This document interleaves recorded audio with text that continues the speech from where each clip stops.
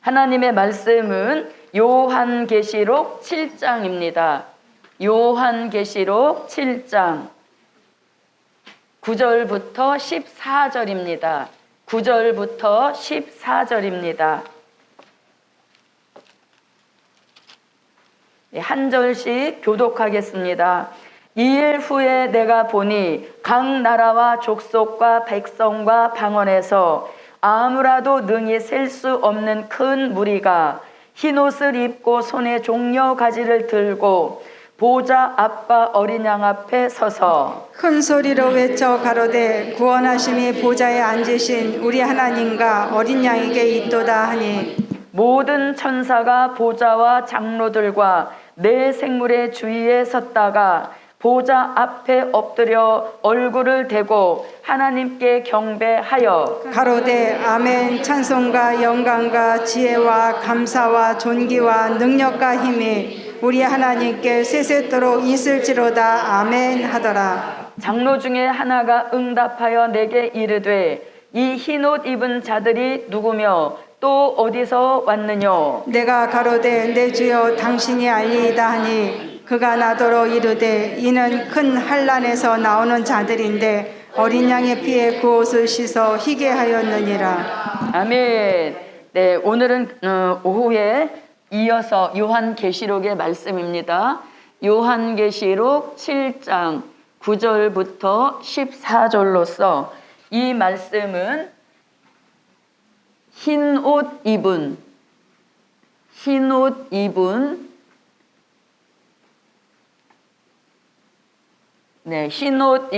무리들이라는 제목을 볼 수 있습니다. 자, 우리가 계시록 7장 9절로 14절 흰옷 입은 무리들을 공부하시면서 가장 주의해야 할 일이 뭐냐면 계시록 7장 1절로 8절 같이 하나님의 입맞은 종 14만 4천과 그 다음에 오늘 본문에 등장되어지는 흰옷 입은 무리들, 이들은 서로 다른 사람들인 것입니다. 혹가다가 입맞은 종과 흰옷 입은 무리들을 함께 보는 경향도 있는데 이 말씀을 조금 깊이 들여다보면 전혀 다른 무리들인 것을 알 수 있습니다. 예, 그곳에 이제 신경을 쓰시고 함께 묵상을 해보도록 하겠습니다. 자, 그러면 9절을 한번 읽어주십시오.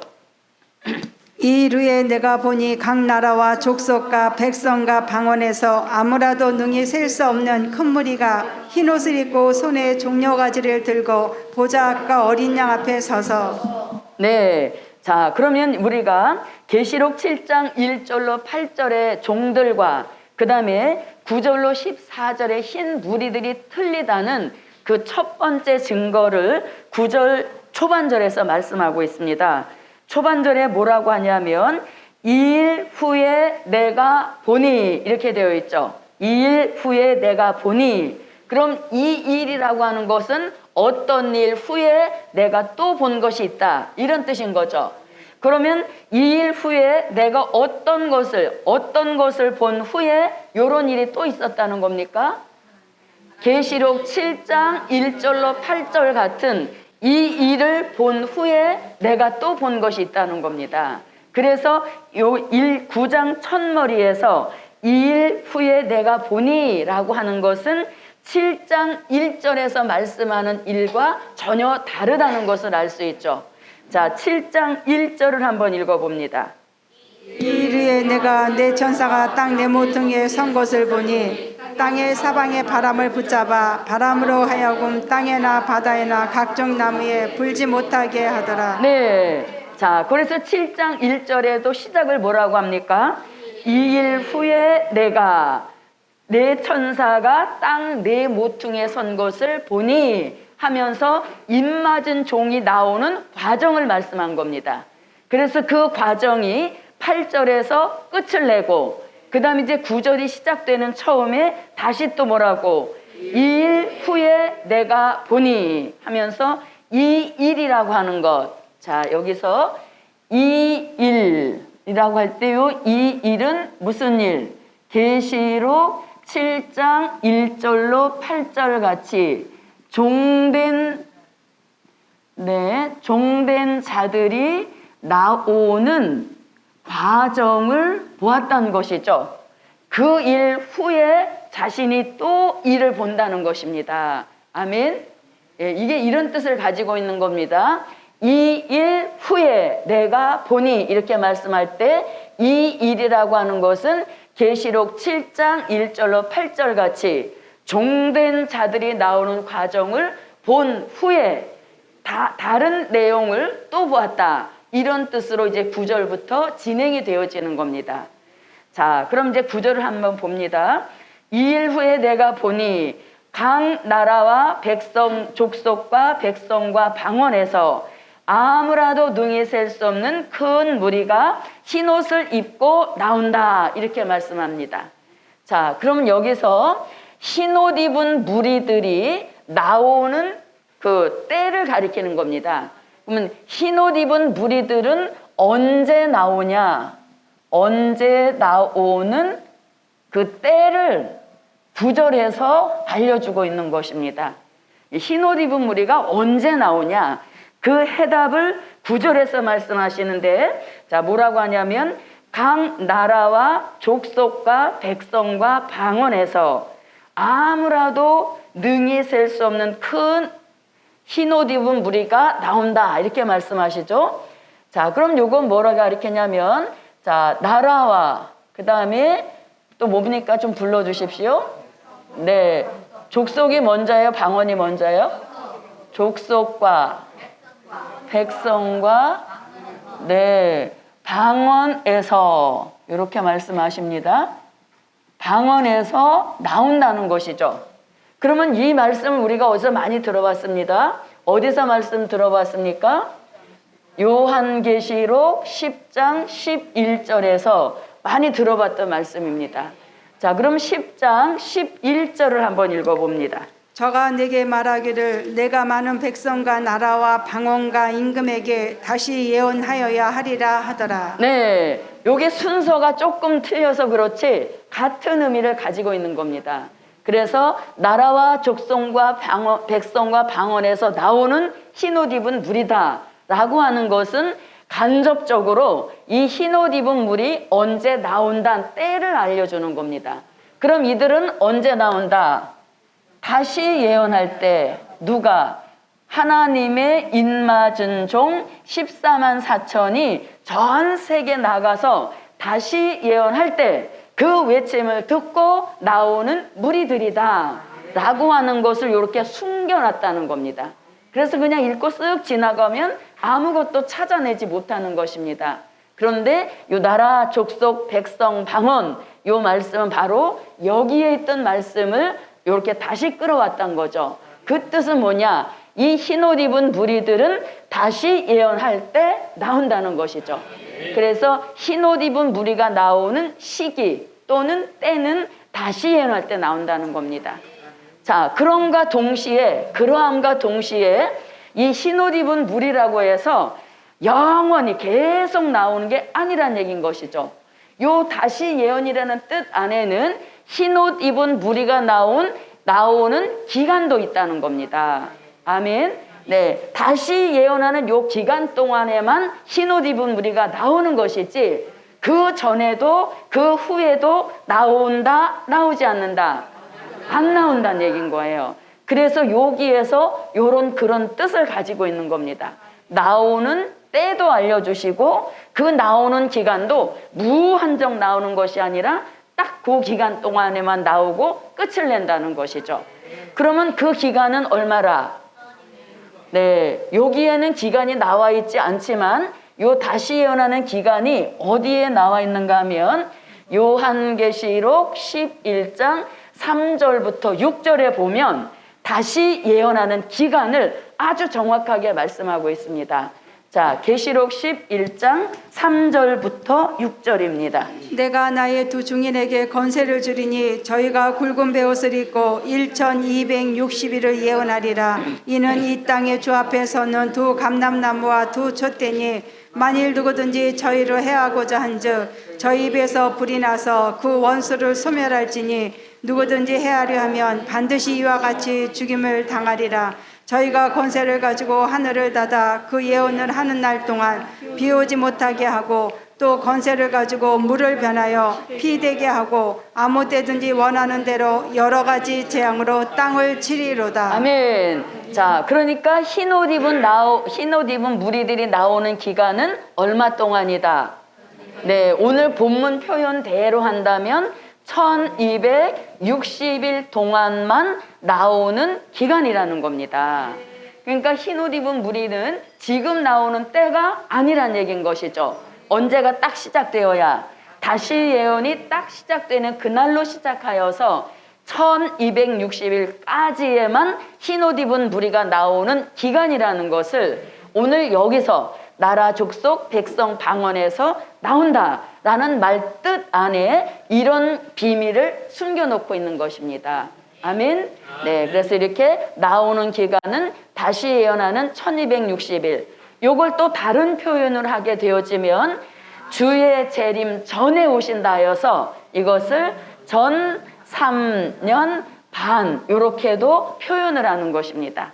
그래서 주의 재림을 기준으로 해서 전으로 3년 반 동안 흰옷 입은 무리들이 한 번에 동시에 나오는 역사 있음을 알려주고 있는 것입니다.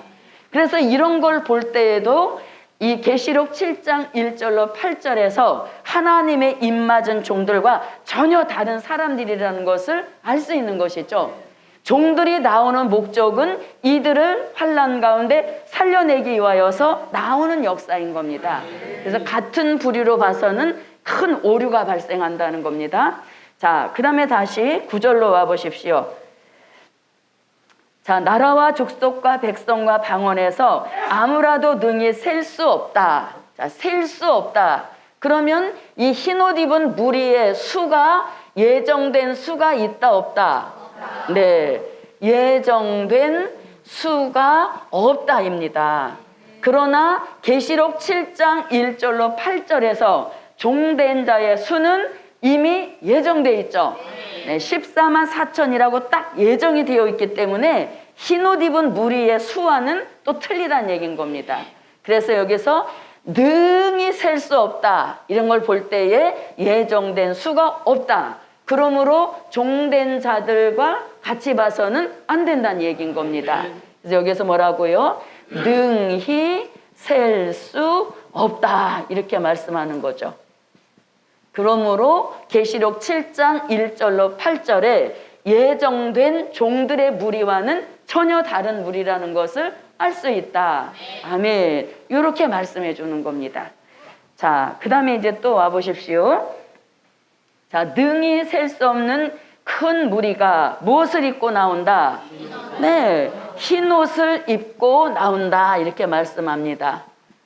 자, 그러면 이 종된 자들이 입는 옷과 전혀 다른 옷을 입고 있습니다. 이들이 흰 옷을 입고 있다 이렇게 말씀하는데 하나님의 입맞은 종 14만 4천이 다시 예언할 때는 무슨 옷을 입고 나옵니까? 네, 굵은 베옷을 입고 나와서 다시 예언하는 겁니다. 그래서 이들은 흰 옷을 입는 것이고 종된 자들이 다시 예언할 때는 굵은 베옷을 입고 나오는 거죠. 그래서 입고 있는 옷 자체도 틀리다는 얘기인 것입니다. 아멘. 네, 자, 그럼 여기서 흰 옷을 입고 나온다 할 때 요 흰 옷을 이렇게 가면 안 됩니다. 계시록 3장 4절로 5절에서도 흰 옷이라는 말씀이 나오는데, 자, 계시록 3장 4절로 5절을 한번 읽어봅시다. 그러나 사대에 그 옷을 더럽히지 아니한 자 몇 명이 내게 있어 흰 옷을 입고 나와 함께 다니리니 그들은 합당한 자인 영거라. 이기는 자는 이와 같이 흰 옷을 입을 것이요 내가 그 이름을 생명책에서 반드시 흐리지 아니하고 그 이름을 내 아버지 앞과 그 천사들 앞에서 시인하리라. 아멘. 그러니까 계시록 3장 4절로 5절에서도 흰 옷이란 말씀이 나옵니다. 그래서 같은 흰 옷이라고 글자가 똑같다고 해서 이것을 같은 옷의 의미로 봐서는 안 된다는 얘기인 것입니다. 그럼 계시록 3장 4절로 5절에서 말씀하시는 흰옷, 이 흰옷은 종된 자가 입게 될 무슨 옷? 예복이란 얘기인 것이죠. 입게 될 예복을 뜻하는 것입니다. 네, 그래서 흰 옷을 입었다, 흰 옷을 입고 나온다 하여서 이 흰 옷을 이쪽으로 가면 안 된다는 겁니다. 이거는 종된 자가 입게 될 예복을 뜻하는 것입니다. 자, 그러면 흰 옷 입은 무리들이 입고 나오는 이 흰 옷은 어떤 뜻인가? 어떤 뜻이라는 말씀도 그 뜻을 어디서 말씀하느냐? 요한계시록 7장 13절로 14절에서 이들이 입고 나오는 흰 옷이 어떻게 돼서 흰 옷을 입었다는 것을 여기서 아주 정확하게 말씀하십니다. 자, 계시록 7장 13절부터 14절입니다. 장로 중에 하나가 응답하여 내게 이르되 이 흰 옷 입은 자들이 누구며 또 어디서 왔느냐? 내가 가로되 내 주여 당신이 알리이다 하니 그가 나더러 이르되 이는 큰 환난에서 나오는 자들인데 어린 양의 피에 그 옷을 씻어 희게 하였느니라. 네, 자 14절 하반절에 뭐라고 합니까? 어린 양의 피에 그 옷을 씻었기 때문에 무슨 옷이 됐다? 흰 옷이 되었다는 것입니다. 그래서 여기서 어린 양의 피에, 어린 양 예수님의 피에 옷을 씻어 희게 했다, 이렇게 말씀하는 겁니다. 그래서 이것을 종된 자가 입을 예복적으로 가면 안 되고 이 옷은 속죄의 옷, 이렇게 봐야 되는 거죠. 속죄의 옷 또는 중생의 옷이다, 이렇게 보는 것입니다. 속죄의 옷, 중생의 옷이라는 겁니다. 그러니까 어린 양의 피로 옷을 씻어 희게 했다는 것은 또 어떤 의미를 갖냐면 요한복음 3장 3절로 5절 같이 이 흰옷 입은 무리들은 무엇과 무엇으로? 네, 물과 성령으로 거듭났다는 것입니다. 그 표현을 흰옷을 입었다, 이렇게 말씀하는 것이죠. 자, 그러면 물과 성령으로 거듭남으로 인하여서 이들에게는 어떤 역사를 주시는가? 자, 이들에게는 성령의 무엇을 쳐주신다? 인을 쳐주신다는 거죠. 성령의 인침을 받았다는 말씀이 이 어린 양의 피에 옷을 씻어 희게 했다는 말들과 같은 의미를 가지고 있는 것입니다. 자, 성령의 인이란 말씀은 에베소서 1장 13절, 고린도후서 1장 22절, 고린도후서 5장 5절 등에서 성령의 인침의 역사에 있음을 알려주는 것입니다. 자, 그런가 하면 하나님의 입맞은 종들은 무슨 인을 맞았고?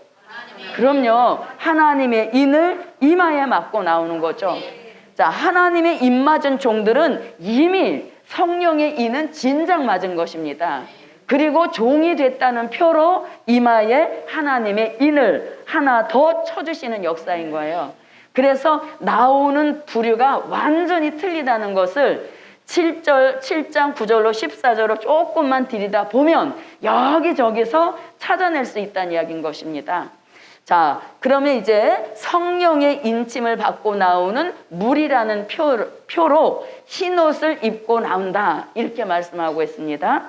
자, 그러면 다시 7장으로 와 보겠습니다. 자, 7장으로 와서 자, 흰옷을 입고 손에 종려 가지를 들고 보좌 앞과 어린 양 앞에 서서 그 다음에 이제 10절로 들어가 봅니다. 자, 그러니까 9절을 통하여서 우리는 흰옷 입은 무리가 나오는 때는 다시 예언할 때 나온다. 그리고 나오는 기간도 딱 예정되어 있으니 그 예정된 기한이 계시록 11장 3절로 6절 표현에 의하면 1260일 동안만 나오게 된다는 겁니다. 그 전도 그 후에도 나올 수 없다는 얘기인 것입니다. 그리고 이들은 예정된 수가 없다는 겁니다. 셀 수 없이 많다는 거죠. 그러므로 종된 자의 예정된 수와는 다른 무리라는 것을 알 수 있다는 겁니다. 그리고 그들은 흰옷을 입고 나오는데 이는 어린 양의 피에 옷을 씻어 희게 한 중생의 옷이요 속죄의 옷이다. 또 요거를 다른 쪽으로 표현하면 물과 성령으로 거듭났기에 그 표로 마음의 심령에 성령의 인을 쳐주신다는 겁니다. 그러나 입맞은 종들은 하나님의 인을 치는 역사가 한 번 더 있었다는 것이죠. 그래서 서로 다른 무리들이라는 것입니다. 자, 그럼 이제 10절로 한번 들어가 보겠습니다.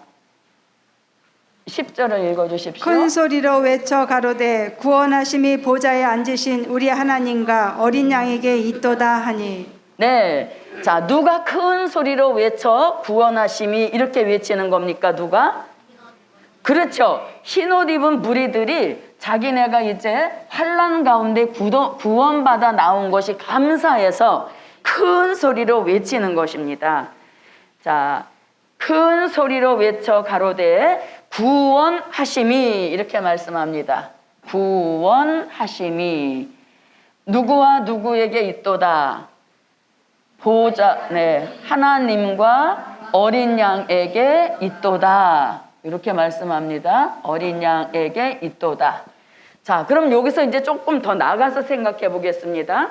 여기서 구원하심이 이렇게 말씀하시는데 요 구원은 지금까지 우리가 알고 있었던 영혼 구원, 죄 가운데 영혼 구원이 아니란 얘기인 거예요.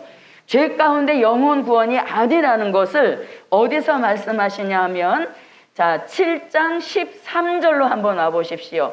4절, 14절. 계시록 7장 14절입니다. 내가 가로되 내 주여 당신이 알리이다 하니 그가 나더러 이르되 이는 큰 환난에서 나오는 자들인데 어린 양의 피에 그 옷을 씻어 희게 하였느니라. 네. 자, 이들은 어디 가운데서 나온다? 큰 환난 가운데서 나오는 구원을 받았다는 겁니다. 아멘. 그러니까 이들은 죄 가운데 영혼 구원의 수준을 넘어서서 이제 환난 가운데 얻게 되는 구원이라는 겁니다. 지금까지 우리는 죄 가운데 무슨 구원? 영혼 구원에 대한 고정관념으로 2000년을 달려온 겁니다. 그런데 이제는 백성이라 할지라도 어디에서 환난 가운데서 나오는 구원은 요거를 영육 구원이라고 하는 것입니다. 아멘. 네, 여러분 영육 구원이 있음을 믿습니까? 네, 우리는 이제 이 차원 높은 영육 구원을 바라보는 시대라는 것입니다. 그래서 흰옷 입은 무리들도 다만 들림받지만 못해서 그런 것이지 무슨 구원만큼은 틀림없습니까? 네, 영육 구원을 받아 나오는 것만큼은 틀림이 없는 겁니다. 그래서 환난 가운데 나오는 구원이다 하여서 이것을 영육 구원이라고 하는 것입니다. 자, 그러면 이 영육 구원을 받아 나오는데 이 구원의 주관자, 구원의 주체자가 누구시다? 하나님과 어린 양에게 있도다. 이렇게 말씀하죠. 그러니까 여기서 다시 한번 우리들의 구원관에 대한 것을 꽉 못을 박아주는 겁니다. 네, 하나님과 어린 양 예수에게만 구원의 길이 있다. 요거를 다시 구원받은 본인들이 다시 한번 깨우침을 주는 역사인 것입니다. 그런데 왜 그럼 이거를 또 꼭 집어서 말씀을 해주시느냐? 우리 시대에 누가 나오기 때문에 다원주의가 나온다는 거죠. 다원주의의 주장이 뭡니까? 다른 종교에도 구원이 있다. 혼합주의, 용공주의 이런 형편없는 거짓된 진리가 나올 것을 알고서 환난 가운데 받는 영육 구원은 네, 하나님과 어린 양에게만 구원이 있다는 것을 여기서 딱 잡아 말하는 겁니다. 그래서 이 다원주의가 틀렸다는 것을 또 말씀해 주는 겁니다. 하나님과 어린 양에게만 환난 날에 구원이 있다. 아멘. 네, 그래서 구원관이 잘못된 우리 시대에 큰 깨달음과 아주 확실한 못을 박아주는 그런 말씀이라는 겁니다. 물론 이곳에 오신 저와 여러분에게 구원관만큼은 확실합니다.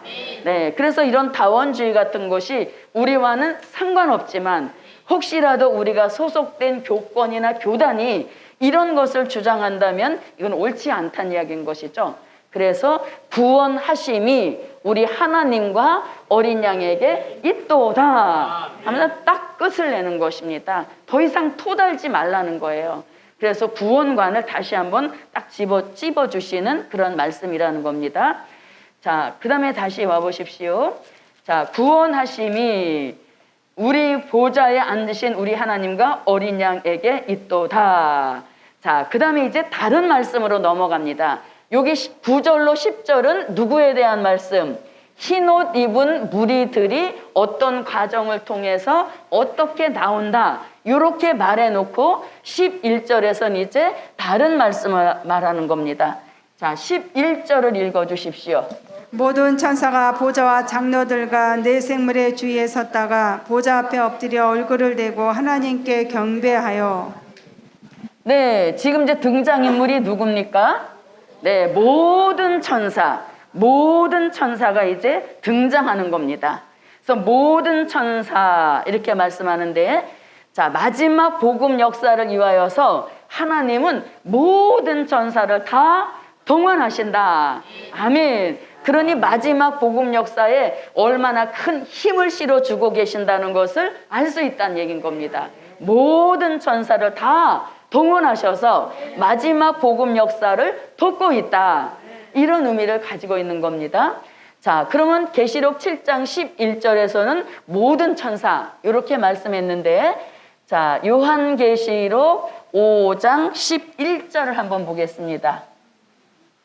요한계시록 5장 11절. 내가 또 보고 들음에 보좌와 네 생물들과 장로들을 둘러선 많은 천사의 음성이 있으니 그 수가 만만이요 천천이라. 네. 자, 5장 11절에서는 무슨 천사?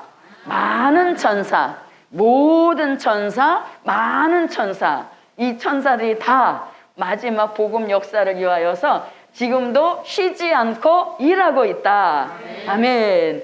그런데 보세요. 모든 천사가 있다. 많은 천사가 있는데 그 뭐가 있다? 수가.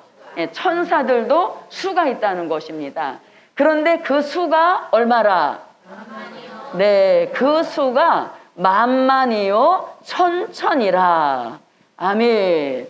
특별한 말씀이지 않습니까? 우린 천사 그러면 다 그냥 천사 이렇게 했는데 수까지도 말씀하시는 겁니다. 그러니 이 많은 천사가 마지막 복음 역사를 위하여 불철주야 수고하고 있다는 겁니다. 아멘. 그러니까 우리도 열심 내자. 네. 천사도 열심 내는데 정말 사명 있는 저와 여러분도 열심 내서 천사들이 아이고 저렇게 게으른 사명자 이런 말 듣지 않는 저와 여러분이 됩시다. 네, 만만이요 천천이라 이렇게 말씀합니다. 그럼 이 그냥 사도 요한은 수만 얘기했는데 이 수에 따른 천사들이 하는 일이 또 분업이 되어 있다고 다니엘 선지자가 말씀합니다. 자, 다니엘서 7장 10절을 한번 보겠습니다. 다니엘서 7장 10절입니다. 불이 강처럼 흘러 그 앞에서 나오며 그에게 수종하는 자는 천천히요 그 앞에 시위한 자는 만만이며 심판을 베푸는데 책들이 펴 놓였더라. 아멘. 자, 여기서 이제 다니엘 선지자가 그 많은 천사, 모든 천사가 똑같은 일을 하는 것이 아니라 다 분업을 하고 있다는 겁니다. 자, 시위하는 자는 얼마요? 네, 요 만만히 하는 일은 시위한다는 겁니다. 그리고 천천히 되는 요 천사는 뭐 한다? 네, 수종드는 자는 천천히라 이렇게 말씀합니다. 그러면 시위한다는 것은 무장했다는 것이죠. 무장. 그 다음에 수종든다는 것은 비무장인 겁니다. 그러면 무장한 천사의 수가 많습니까? 비무장 수가 더 많습니까? 네, 무장한 수가 훨씬 더 많다는 거죠. 그건 무슨 뜻일까? 하나님도 보좌 세계의 국방력에 더 많은 수를 쓰고 계시다는 거죠. 그래서 어느 세계건 그 방위력에 굉장히 신경을 쓰고 있는 걸 볼 수 있다는 얘기인 겁니다. 그래서 이렇게 무장한 수가 만만이고 비무장한 수가 천천이라는 겁니다. 자, 그럼 무장했다라고 하는 이 무장한 천사의 예를 우리가 어디서 들 수 있냐면, 자, 전에는 여호수아 5장 13절로 14절 누가 나타났습니까? 군대 장관. 네, 군대 장관. 자, 모세가 어떤 지도자였습니까? 말만 하면 기적을 일으켰던 그런 모세 선지였습니다. 그런데 그 뒤를 이어서 후계자가 된 여호수아, 그 심정이 어떠했겠습니까? 물려받은 수는 똑같은데 자기는 한 번도 앞에 나타나서 어떤 기적도 일으키지 못해봤던 그야말로 여호수아는 그냥 모세의 하나의 그림자와 같은 존재였던 겁니다. 그래 굉장히 쉽게 말하면 쫄아 있었다는 것이죠. 그때 큰 칼을 든 천사가 나타난 겁니다. 아멘. 그래서 뭐라고? 나는 너를 도와주러 왔노라. 아멘. 그래서 여호수아 앞에 군대 장관이 나타났다는 얘기인 것입니다. 자, 그럼 이 군대 장관을 구체적으로 다니엘서 12장 1절과 요한계시록 12장 7절로 9절에서, 자, 다니엘서 12장 1절에서는 개국 이래 없는 환란이 올 때에 누구를 일으키신다? 대군 미가엘을 일으키셔서 사람 살리는 별빛 같은 종을 도와주신다. 이렇게 말씀하고 있는 것이죠.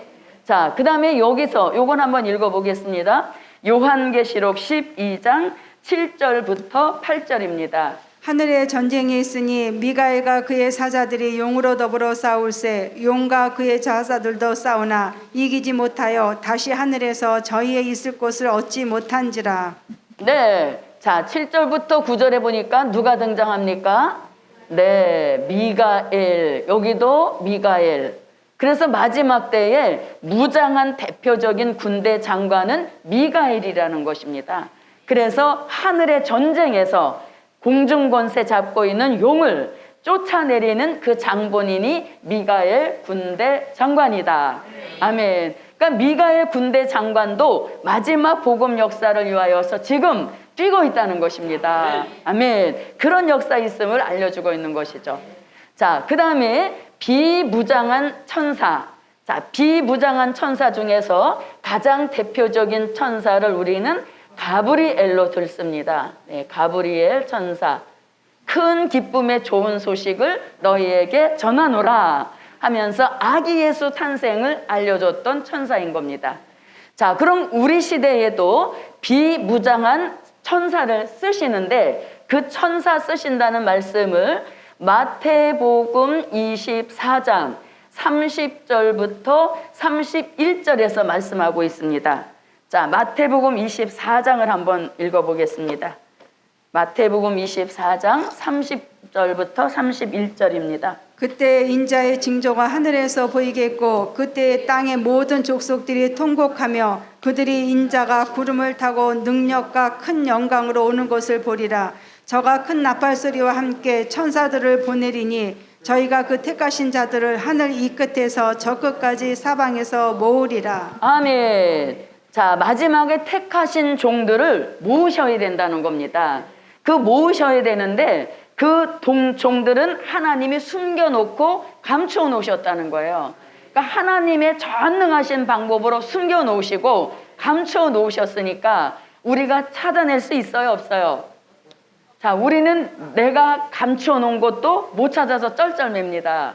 예, 좋은 물건일수록 깊숙한 곳에 안전한 곳에 숨겨놓고 내가 숨겨놓고도 찾지 못하는 그런 한계를 가지고 있는데 하물며 전능하신 하나님이 숨겨놓으신 그 종들을 우리가 어떻게 찾아내겠어요? 그래서 하나님은 누구를 동원하셔서 천사를 동원해서 하늘 이 끝에서 저 끝까지 사방에서 택한 자들을 어떻게 하신다? 모으시는 이 일에 비무장한 천사를 쓰신다. 아멘. 그래서 천사를 동원해서, 자, 천사의 동원령에 불순종할 사람이 누가 있겠습니까? 그래서 이제 앞으로 많은 종된 자의 수를 채울 어마어마한 그 종들이 천사의 동원령에 순종하여서 우리 같이 돌아와서 복음의 역사에 동참케 하시는 이런 역사가 매일 계속될 줄 믿습니다. 네, 그래서 이렇게 무장한 천사 대표는 미가엘이다. 그 다음에 비무장하고 수종드는 천사의 대표는 가브리엘이라는 겁니다. 그럼 우리 시대에도 천사를 쓰시는 역사 있음을 말씀하고 이거를 뒷받침하기라도 한 양 계시록 5장 11절과 계시록 7장 11절에서 모든 천사, 많은 천사가 다 동원돼서 이 마지막 복음 역사를 위하여 땀을 흘리고 있다. 아멘. 예, 그렇게 이제 말씀하시는 겁니다. 자, 그러면 모든 천사가 동원되어서 하는 일이 뭐냐 이겁니다. 자, 11절 다시 한번 봅니다. 모든 천사가, 그 다음에 보좌와, 이렇게 말씀합니다. 보좌와 장로들과 내 생물의 주위에 섰다가, 이렇게 말씀하십니다. 자, 그러면 이 보좌는 요한계시록 4장 2절로 3절에서 말씀하시는 영광의 삼위일체 하나님이 앉아 계시는 하늘의 보좌요. 아멘. 그 다음에 또 일명 영광의 보좌요. 그 다음에 이 보좌를 계시록 3장 21절에서는 무슨 보좌? 요한계시록 3장 21절에서는 아버지가 앉으시는 아버지 보좌, 이렇게도 표현을 한 것입니다.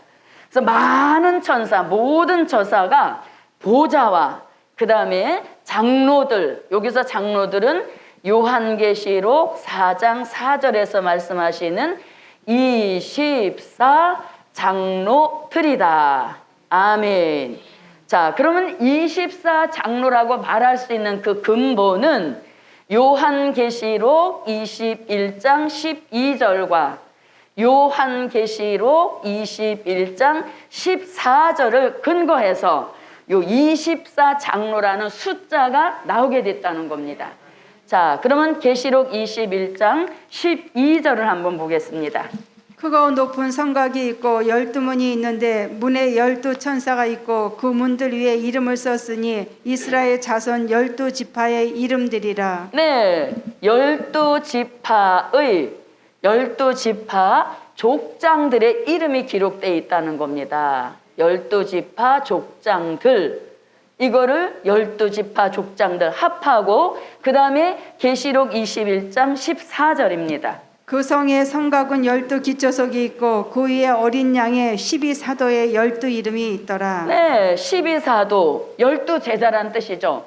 그래서 합하여서 24 장로가 되었다는 겁니다.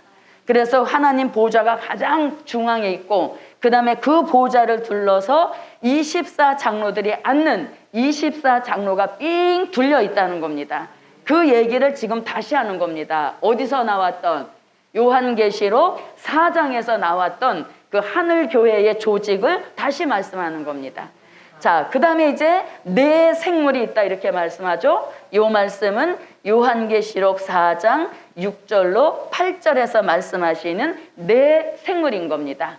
자, 이 네 생물, 첫째 생물은 무엇 같고? 사자 같고, 둘째 생물은 송아지 같고, 셋째 생물은 얼굴이 사람 같고, 넷째 생물은 날아가는 독수리 같다. 이게 이제 하나님 보좌 앞에 있는 네 생물의 모습인 것입니다. 아멘. 자, 이렇게 이제 네 생물 얘기를 하고 그 다음에 다시 7장으로 와 보십시오. 7장 11절. 자, 보좌와 장로들과 네 생물의 주위에 섰다가, 누가 섰다가? 누가 섰다? 네, 모든 천사가 보좌와 장로들과 네 생물 주위에 섰다는 겁니다. 자, 서서 이제 뭘 하느냐 이겁니다. 자, 섰다가 보좌 앞에 엎드려 이렇게 말씀합니다. 누가 엎드려? 모든 천사가 다 엎드려서 최고의 경배를 뜻하는 것입니다. 엎드려 경배한다 할 때 최고로 높인다는 겁니다. 자, 엎드려 얼굴을 대고 하나님께 경배하여 가로되. 자, 이제 12절로 들어갑니다. 12절 읽어주십시오. 가로되 아멘. 찬송과 영광과 지혜와 감사와 존귀와 능력과 힘이 우리 하나님께 세세토록 있을지로다. 아멘 하더라. 네. 자, 그러니까 이 모든 천사, 모든 천사가 그 경배를 왜 하냐 이겁니다. 경배를 하는 이유는 능히 셀 수 없는 흰옷 입은 무리들을 하나님의 전능하신 방법으로 환난 가운데 나오게 구원하심이 너무 감사해서 천사들마저도 경배한다는 겁니다. 아멘. 자, 그럼 이제 계시록 7장 12절에서 경배 뭐라고 합니까? 자, 네, 불러주세요. 아멘이 먼저 나오죠. 아멘. 그 다음에 찬송과 영광과 네? 네, 지혜와 감사와 존귀와 능력과 힘이 누구에게 있도다. 네, 이 근원은 다 하나님이 가지고 계시다는 겁니다. 자, 다시 아멘. 찬송과 영광과 지혜와 감사와 존귀와 능력과 힘이 우리 하나님께 있도다. 아멘. 좋은 거 다 가지고 계시잖아요.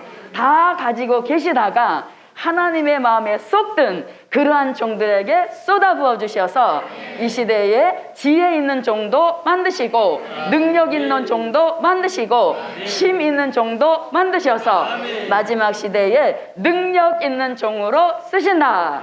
아멘. 이런 역사인 겁니다. 그러니까 모든 천사가 이렇게 찬양한다는 겁니다. 하나님께 대하여. 자, 그러면 요거 처음 들어본 게 아니에요. 이미 어디서 봤냐면 요한계시록 아까 읽어본 거 5장 11절을 봅니다. 다시 가보세요. 요한계시록 5장 11절. 내가 또 보고 들음에 보좌와 생물들과 장로들을 둘러서 많은 천사의 음성이 있으니 그 수가 만만이요 천천이라. 그 음성으로 가로되 죽임을 당하신 어린 양이 능력과 부와 지혜와 힘과 존귀와 영광과 찬송을 받으시기에 합당하도다 하더라. 네, 자, 조금 단어가 틀린 것들이 있지만 어떻든 모든 천사, 많은 천사들은 결국 다 누구를 찬양하는 겁니까? 네, 삼위일체 하나님께 영광 올린다는 것을 이렇게 7장 12절과 계시록 5장 11절로 12절에서 함께하는 내용인 것입니다. 그러니까 천사는 목적 자체가 뭐예요? 밤낮 없이 삼위일체 하나님께만 영광 있음을 찬양하고 있다는 것을 7장에서도 5장에서도 계속 연거푸 말씀하시는 겁니다. 아멘. 네, 자, 그래서 이렇게 찬송을 합니다. 이렇게 이제 찬송을 하는 겁니다. 천사들이. 그랬더니 이제 13장에 이렇게 나옵니다. 13절. 장로 중에, 여기서 장로는 무슨 장로? 네, 24장로 중에 하나가 응답하여 내게 이르되 이 흰옷 입은 자들이 누구며 또 어디서 왔느냐. 자, 사도 요한과 장로 중에 한 사람은 인연이 깊습니다. 아멘. 자, 어디서도 장로 중에 하나가 사도 요한에게 나타났습니까? 네, 계시록 5장 4절로 5절에서 울고 있는 사도 요한에게 24장로 중 하나가 와서 울지 마라 이렇게 말씀해 주잖아요.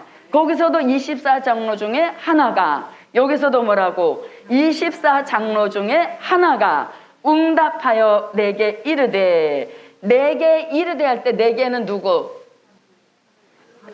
그렇죠. 사도 요한한테 물어보는 겁니다. 장로 중 하나가 사도 요한한테 물어보는 거예요. 뭐라고? 이 흰옷 입은 자들이 누구며 또 어디서 왔느냐. 24장로가 사도 요한한테 이렇게 물어보는 거예요. 그랬더니 사도 요한이 뭐라고? 14절에서 내가 가로되 내 주여 당신이 알리이다. 그러면 요 답을 사도 요한이 알고 있다, 모르고 있다? 사도 요한이 알고 있다, 모르고 있다? 내가 가로되 내 주여 당신이 알리다 하니 그가 나더러 이르되 이는 큰 환난에서 나오는 자들이다. 그럼 알고 있다, 모르고 있다? 모르고 있다는 거죠. 예, 보십시오. 다시 이제 연결해 볼게요. 내가 가로되는 사도 요한을 가리키는 거예요. 사도 요한이 가로되 내 주여 당신이 알리다. 내 주여 당신은 누구? 질문하는 24 중에 하나를 가리키는 겁니다. 내 주여 당신이 알리다 하니, 이렇게 이제 모르는 겁니다. 나는 모르겠습니다. 내 주 당신이 아시겠습니다. 이렇게 말을 했더니 그가 나더러 이르되, 그가는 누구? 네, 질문한 24 장로 중 하나, 그가 사도 요한 나더러 이르되, 이는 누구? 흰옷 입은 무리, 이는 큰 환난에서 나오는 자들인데 어린 양의 피에 그 옷을 씻어 희게 한 자들이다. 아멘. 이렇게 말씀하는 겁니다. 자, 그럼 이제 여기서 우리가 13절로 14절에서 한번 또 말씀을 조금 보겠습니다. 자, 보세요. 13절 장로 중에 하나가 응답하여 내게 이르되, 이 흰옷 입은 자들이 누구며 또 어디서 왔느뇨? 이렇게 이제 장로가 물어보니까 사도 요한이 내가 가로되 내 주여 당신이 알리다 하니, 24 장로 중 하나가 사도 요한 나더러 이르되, 이 흰옷 입은 무리들은 어디서 나온다? 네, 큰 환난에서 나오는 자들이다, 이렇게 말씀하죠. 그래서 아까 구원하심이 할 때 그 구원은 어디 가운데 구원? 환난 가운데 받고 나오는 영육 구원이라고 말씀드린 것이죠. 네, 그럼 큰 환난에서 나온다. 요 큰 환난을 이렇게 표현했습니다. 다니엘 선지자는 뭐라고? 개국 이래 없는 환난이다. 예, 개국 이래 없는 환난. 그거를 사도 요한은 큰 환난이다, 이렇게 말씀했습니다. 그런가 하면 마태복음 24장 21절로 22절에서는 무슨 환난? 네, 창세 후 없는 환난이다, 이렇게 말씀합니다. 자, 요건 두 구절 다 한번 찾아보겠습니다. 다니엘서 12장 1절입니다. 그때 내 민족을 호위하는 대군 미가엘이 일어날 것이요 또 환난이 있으리니 이는 개국 이래로 그때까지 없던 환난일 것이며 그때 내 백성 중 무릇 책에 기록된 모든 자가 구원을 얻을 것이라. 네, 자, 여기서 개국 이래 없는 환난이기 때문에 그 환난을 사도 요한은 큰 환난이다, 큰 환난이라고 표현할 만하죠. 네, 개국 이래로 없는 환난이 불어닥친다는 겁니다. 자, 그럼 요것도 한번 꼭 찾아보겠습니다. 마태복음 24장 21절부터 22절입니다. 이는 그때 큰 환난이 있겠음이라. 창세로부터 지금까지 이런 환난이 없었고 후에도 없으리라. 그날들을 감하지 아니할 것이면 모든 육체가 구원을 얻지 못할 것이나 그러나 택하신 자들을 위하여 그날들을 감하시리라. 아멘. 자, 전무후무한 환난이 온다는 겁니다. 그러니 큰 환난이라고 할 수밖에 없는 것이죠. 자, 그럼 여기서 무슨 힌트를 주시는가 하면 환난 가운데는 무엇까지도 구원하신다. 환난 가운데는 무엇까지도. 네, 이 환난의 날들을 감하지 않으면 어떤 육체라도 구원을 얻지 못한다는 겁니다. 그래서 환난 가운데는 무슨 구원이라는 것? 네, 영육 구원이라는 뜻을 요 본문에서 아주 정확하게 알려주는 거죠. 창세 후 없는 환난이 오는데 이 환난을 감해주지 않으면 어떤 육체라도 구원을 얻지 못한다는 겁니다. 그래서 환난 가운데 받는 구원은 영육 구원이라는 겁니다. 그런가 하면 우리는 2000년 동안 죄 가운데 무슨 구원? 네, 영혼 구원을 받아왔다는 겁니다. 지금도 우리는 요거는 받아놓은 것이죠. 죄 가운데 영혼 구원은 받아놓은 것인데 이제 시대적으로 무슨 구원을 바라볼 때다? 네, 영육 구원을 바라볼 때다. 아멘. 그래서 영혼 구원은 죽어서 받는 구원, 영육 구원은 죽지 않고 살아서 받는 구원이라는 겁니다. 어떤 구원이 더 좋은 구원? 네, 죽지 않는 길이 있다면 어떤 일을 해서라, 어떤 수를 써서라도 죽지 않고 살아서 받는 영육구원의 길로 갑시다. 네, 그래서 환난 날에는 영육구원이라는 것을 요 마태복음 24장에서 아주 정확하게 말씀하시는 겁니다. 자, 그 다음에 큰 환난에서 나오는 자들인데 어린 양의 피에 그 옷을 씻어 희게 하였느니라. 아멘. 그래서 이 흰 옷은 무슨 옷이다? 어린 양의 피에 옷을 씻었으므로 중생의 옷이요 속죄의 옷이다. 아멘. 자, 이렇게 해서 이제 흰옷 입은 무리들이 환난 가운데서 나왔습니다. 무엇하는 기간 동안에? 네, 다시 예언하는 기간 동안에 흰옷 입은 무리들이 기간 맞춰 나왔다는 것이죠. 이제 나왔다는 걸로 여기서는 끝을 내는 겁니다. 그러면 이들이 어떤 과정을 거쳐서 무궁천국까지 들어가느냐, 이제 그거를 한번 말씀드려 보겠습니다. 말씀드려요? 네. 자, 이제 환난 가운데서 이렇게 나왔습니다. 누구 인도를 따라서? 네. 자, 하나님의 인맞은 종들의 다시 예언 역사 속에, 여러분 자 보십시오. 아까 이렇게 말씀했습니다. 환난 가운데 나오는데 이는 어린 양의 피에 옷을 씻어 희게 했다 그랬죠. 자, 그럼 여러분 보십시오. 죄 가운데 영혼 구원도 무슨 뭐로?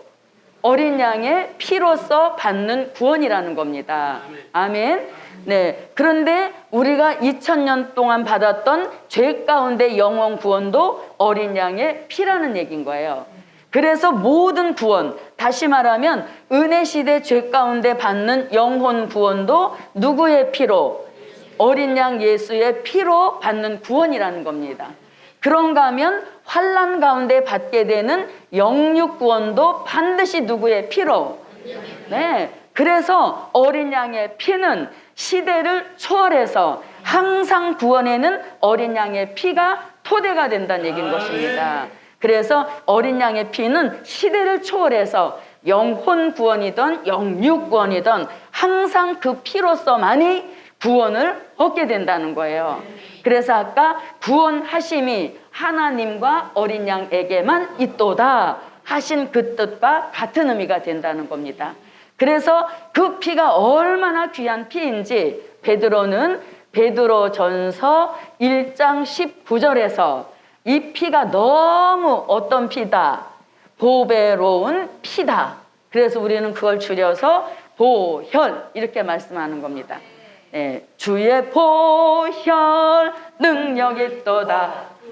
네, 그래서 주의 보혈이라는 겁니다. 왜? 시대를 초월해서 영혼 구원도 예수의 피, 영육 구원도 예수의 피, 예수의 피로 말미암지 않고는 어떤 구원도 이루어질 수 없다는 겁니다.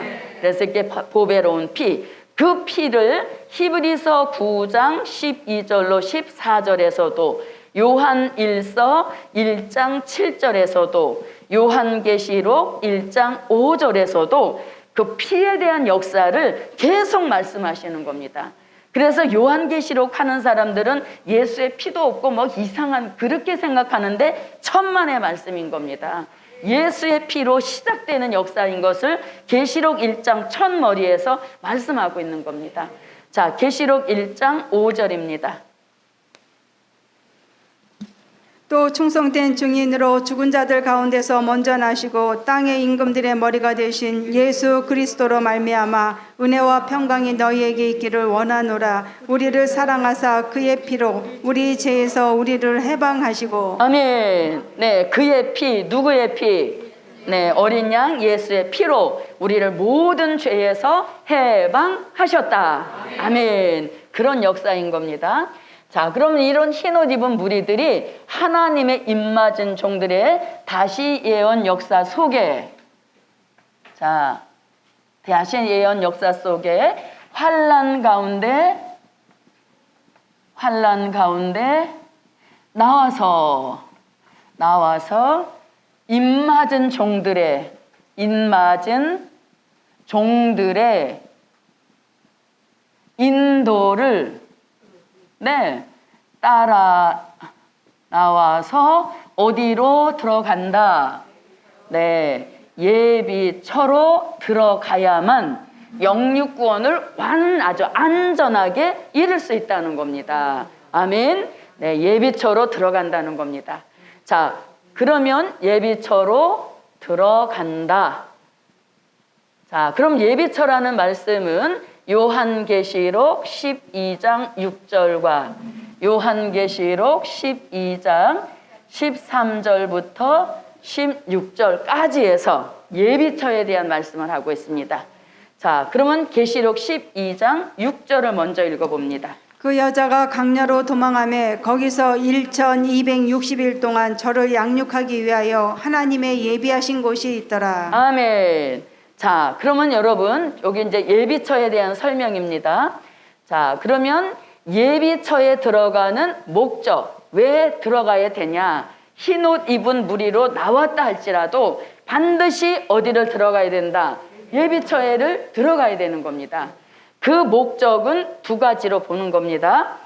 자, 하나는 요한계시록 9장 13절로 19절 같이 여섯째 나팔 불고 일어나는 중동 전쟁 또는 유브라데 전쟁을 피하여서 반드시 들어가야 된다는 겁니다.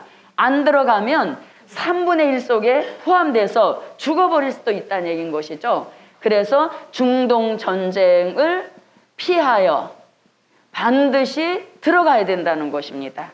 자, 그 다음에 또 무슨 목적 때문에 들어가야 되냐?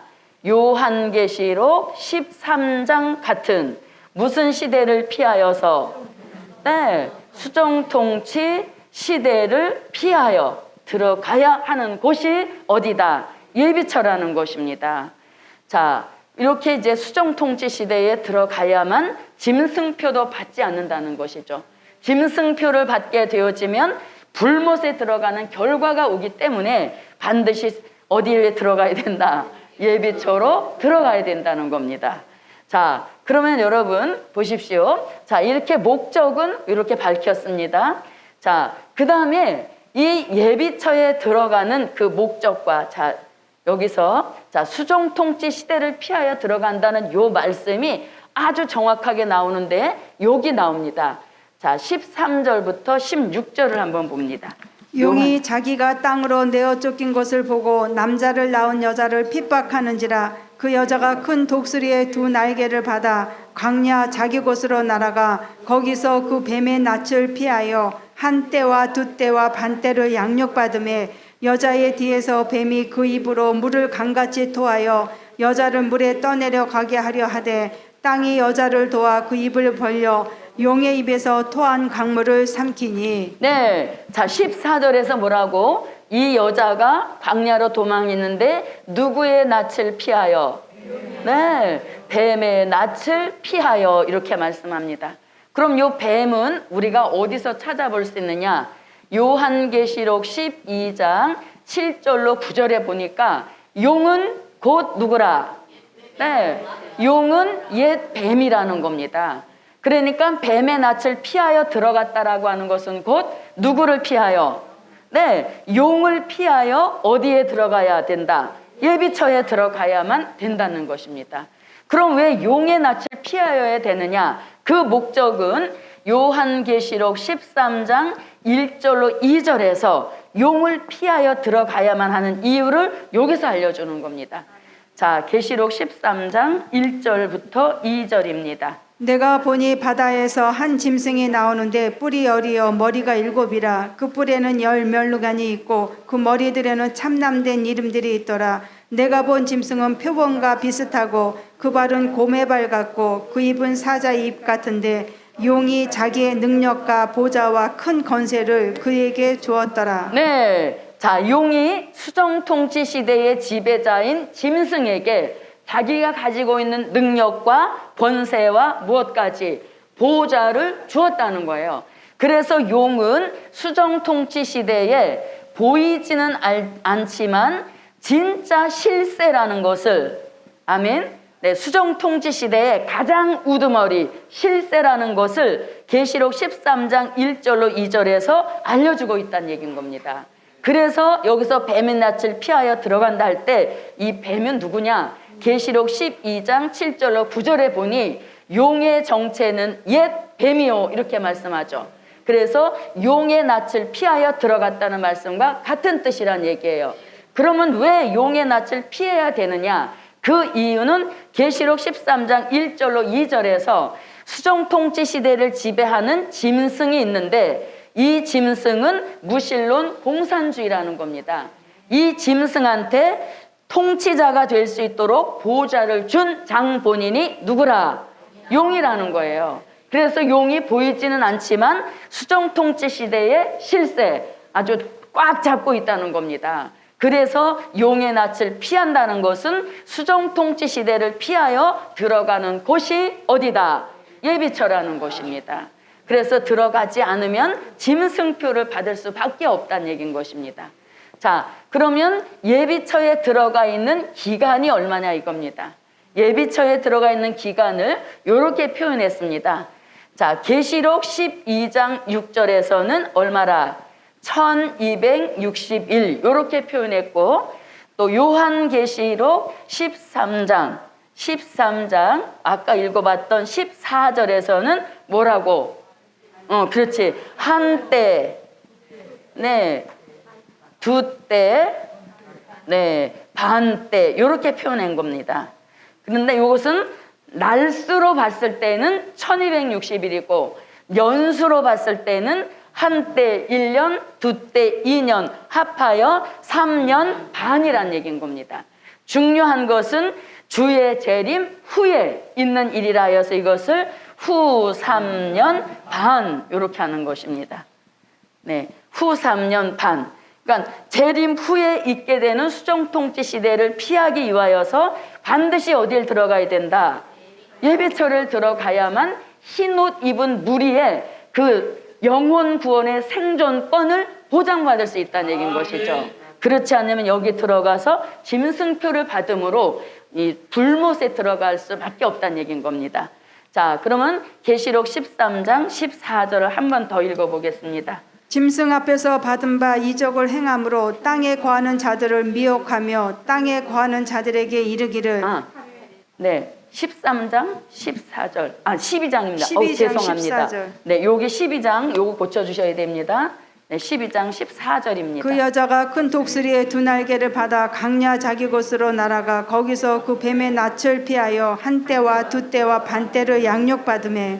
네, 자 그럼 요 한때, 두때, 반때는 원래 누가 쓴 표현입니까? 그렇죠. 한때, 두때, 반때는 원래 다니엘 선지자가 다니엘서 7장 25절에서 이렇게 표현한 겁니다. 자, 다니엘서 7장 25절을 보겠습니다. 그가 장차 말로 지극히 높으신 자를 대적하며 또 지극히 높으신 자의 성도를 괴롭게 할 것이며 그가 또 때와 법을 번개코자 할 것이며 성도는 그의 손에 붙임바되어 한때와 두때와 반때를 지내리라. 네, 수정통치 시대를 다니엘 선지자는 이렇게 표현했다는 겁니다. 자, 그러면 여러분 여기서 우리가 요한계시록의 중요성을 알아야 됩니다. 왜냐하면 흰옷 입은 무리들이 나온 말씀 자체는 계시록 7장에서 나왔습니다. 그러면 이해를 쉽게 하려면 바로 7장에 이어서 예비처에 대한 말씀을 해줘야 이게 이해가 쉽게 되죠. 그런데 껑충 건너뛰어서 12장에 가서 예비처에 대한 말씀이 나온다는 얘기인 겁니다. 그건 왜 그러냐? 요한계시록은 어떤 사건이 일어나는 것의 연속인 겁니다. 그래서 될 일, 사건이란 얘기인 거죠. 그런데 이 일어날 될 일을 차례차례 순서대로 놨지 않았다는 거예요. 1장 일어나고 2장 이렇게 하지 않고 일어날 될 일을 막 섞어놨다는 거예요. 그래서 우리가 계시록을 공부하기 전에 계시의 구분이라는 것을 바로 알아야 된다는 얘기인 거죠. 그런데 계시록 7장은 계시의 구분 중에서 어떤 계시? 목록적인 계시란 얘기인 겁니다. 그러니까 목록적인 계시에서는 그냥 흰옷 입은 무리들이 나온다 이렇게만 말씀해 놓고 이 무리들이 나와서 예비처로 들어간다는 말씀은 본론적인 계시인 12장에 가서 이걸 밝힌다는 얘기인 거예요. 그래서 12장의 제목은 신령한 영적 교회인 겁니다. 그 신령한 영적 교회에서 계시록 12장 6절 같이 12장 5절은 신령한 영적 교회의 지도자들은 들림받아 올라가는 것이고 신령한 영적 교회의 성도들은 12장 6절 같이 예비처로 들어간다는 거예요. 그래서 계시록 12장 5절과 6절에서도 올라갈 종들과 예비처로 갈 성도들이 틀린 무리라는 것을 또 알려주고 있다는 얘기인 거죠. 그래서 우리가 계시록은 사건을 막 이렇게 섞어놨기 때문에 그 사건을 아주 차례 정렬하게 정리정돈을 할 수 있어야 된다는 얘기예요. 그래야 말씀의 흐름을 알 수 있고, 그래야 전할 때 자기가 정립된 말씀을 가지고 정립되게 알려줘야 듣는 사람에게 깨달음이 쉽게 옵니다. 네. 그래서 이렇게 예비처에 대한 말씀은 의외로 12장에 뚝 떨어져서 알려주신다는 얘기인 겁니다. 자, 그러면 여기서 이제 들어가 있는 기간이 얼마라고요? 1260일 동안. 그리고 여기를 들어가려면 반드시 무슨 옷을 입어야 된다? 그렇죠. 어린 양의 피에 옷을 씻어 희게 한 자야만 들어간다는 얘기인 거예요. 자, 그 다음에 이 예비처의 환경의 특징. 예비처는 어떤 곳이냐? 그 환경의 특징을 알려주고 있습니다. 자, 그 환경의 특징 첫째가 12장 6절에 보면 하나님의 양육을 위하여 예비하신 곳이 있더라. 아멘. 그러니까 예비처 들어가서 입고 먹고 뭐 이런 의식주에 관련된 모든 것은 걱정하지 말라는 겁니다. 왜? 하나님이 양육하는 곳이라는 거죠. 얼마나 편안하겠습니까? 우리는 그냥 뭐만 하면 돼요? 먹고 자고 일어나서 우리가 아니지, 그렇죠? 우리가 여기 들어가면 사건 나는 겁니다. anyway, 어떻든 여기에 들어가 있는 흰옷 입은 무리들은 먹고 자면서 뭐만 하면 돼요? 찬양만 하면 되죠. 그래서 아까 12장 9절에서 뭐라고? 구원하심이 우리 어린 하나님과 어린 양에게 있도다. 이게 찬양만 올리면 되는 곳이 예비처라는 곳입니다. 아멘. 그래서 하나님의 양육하시는 곳이다. 그 다음에 환경의 특징을 또 아까 우리가 읽었는데 요한계시록, 여기는 계시록 12장 6절인 것이고, 또 요한계시록 12장 13절로 16절에 보니까 누구도 들어오지 못하는 곳, 네, 용도 들어오지 못하는 이 지구상에서 가장 안전한 세이프 존, 거기가 어디라고? 예비처라는 겁니다. 아주 용도 들어오지 못하는 가장 안전한 곳이 예비처라는 거예요. 그러니까 예비처에 들어가면 먹고 입고 마시는 거 걱정 없고, 또 용한테 속아서 또 시기하고 질투하고 다툼하고 울고 이런 일이 절대 발생되지 않는 곳이라는 겁니다. 아멘. 얼마나 그 안전한 곳이라는 것을 알 수 있는 거죠.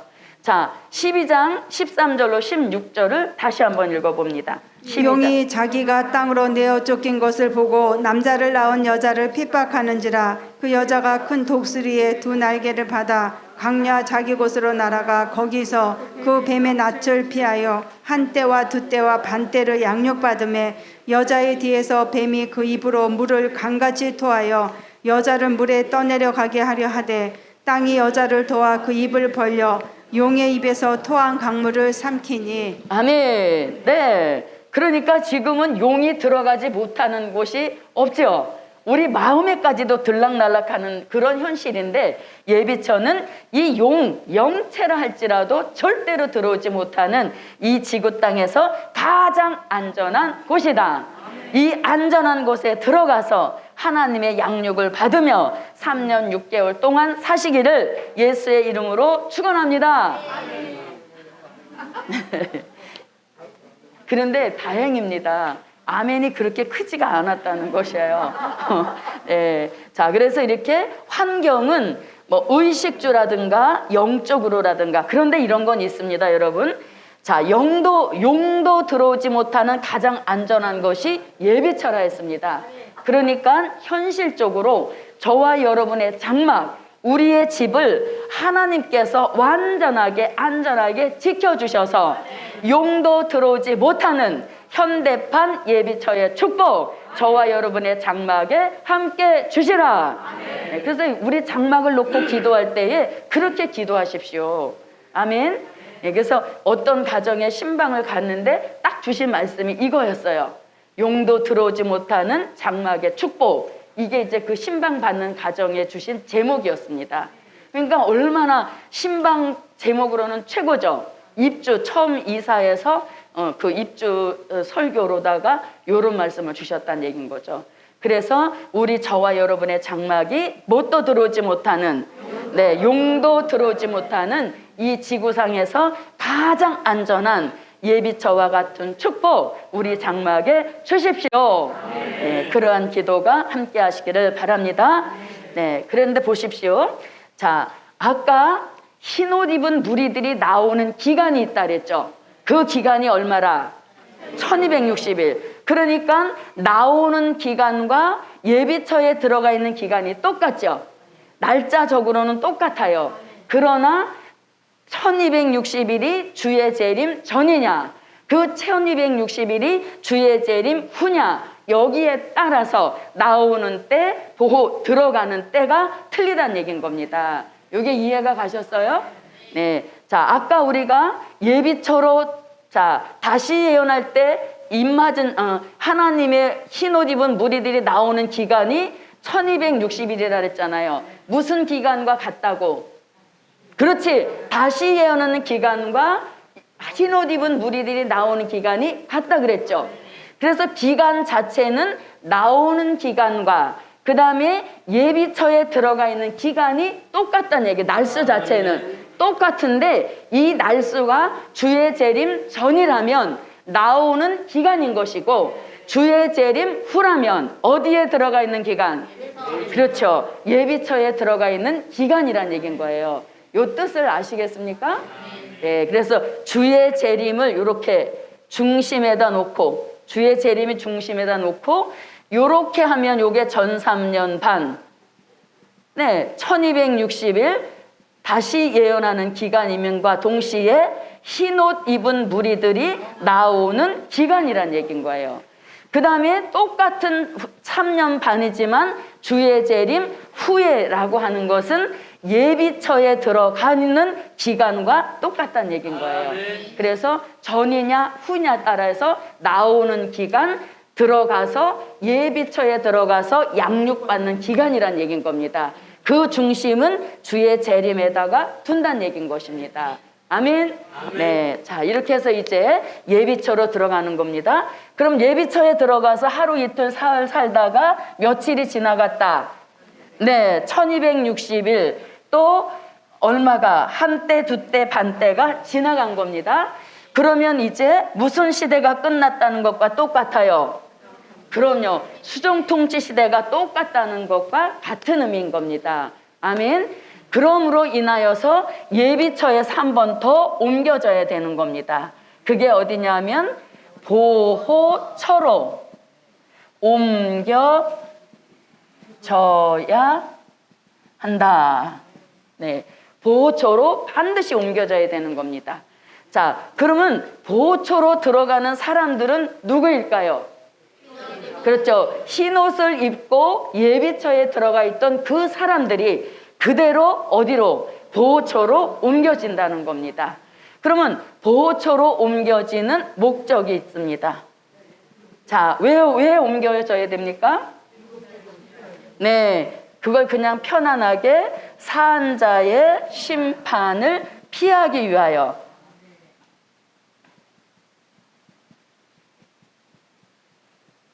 예비처에 들어가 있는 기간이 끝났다라고 하는 것은 수정통치 시대가 끝났다라는 말과 같은 뜻인 겁니다.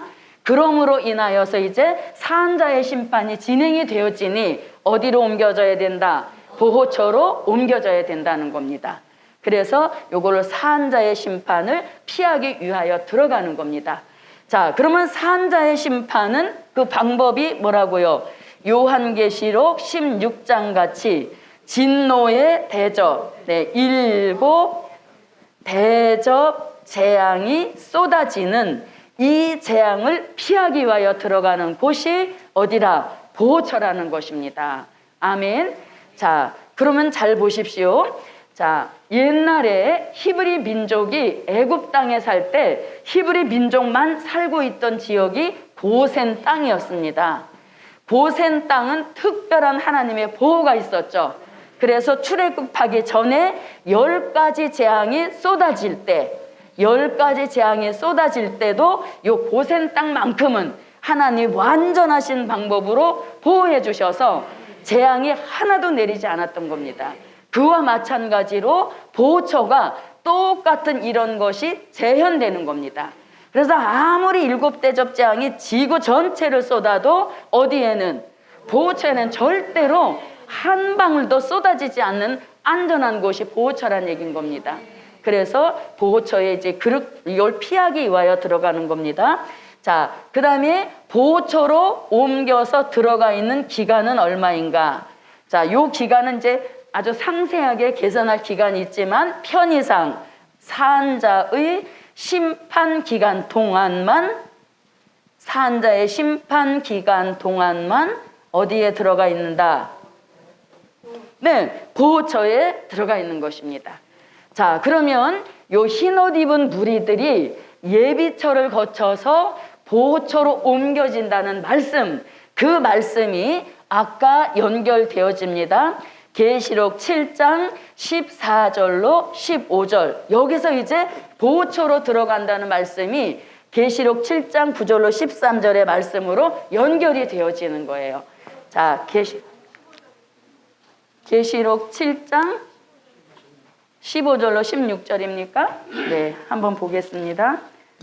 그러므로 그들이 하나님의 보좌 앞에 있고 또 그의 성전에서 밤낮 하나님을 섬기매 보좌에 앉으신 이가 그들 위에 장막을 치시리니 저희가 다시 줄이지도 아니하며 목마르지도 아니하고 해나 아무 뜨거운 기운에 상하지 아니할지니. 아멘. 자, 그러면 여기서 보세요. 그러므로 그들이 하나님의 보좌 앞에 있고 또 그의 성전에서 밤낮 하나님을 섬김에 보좌에 앉으신 이가 그들 위에 장막을 치신다, 이렇게 말씀합니다.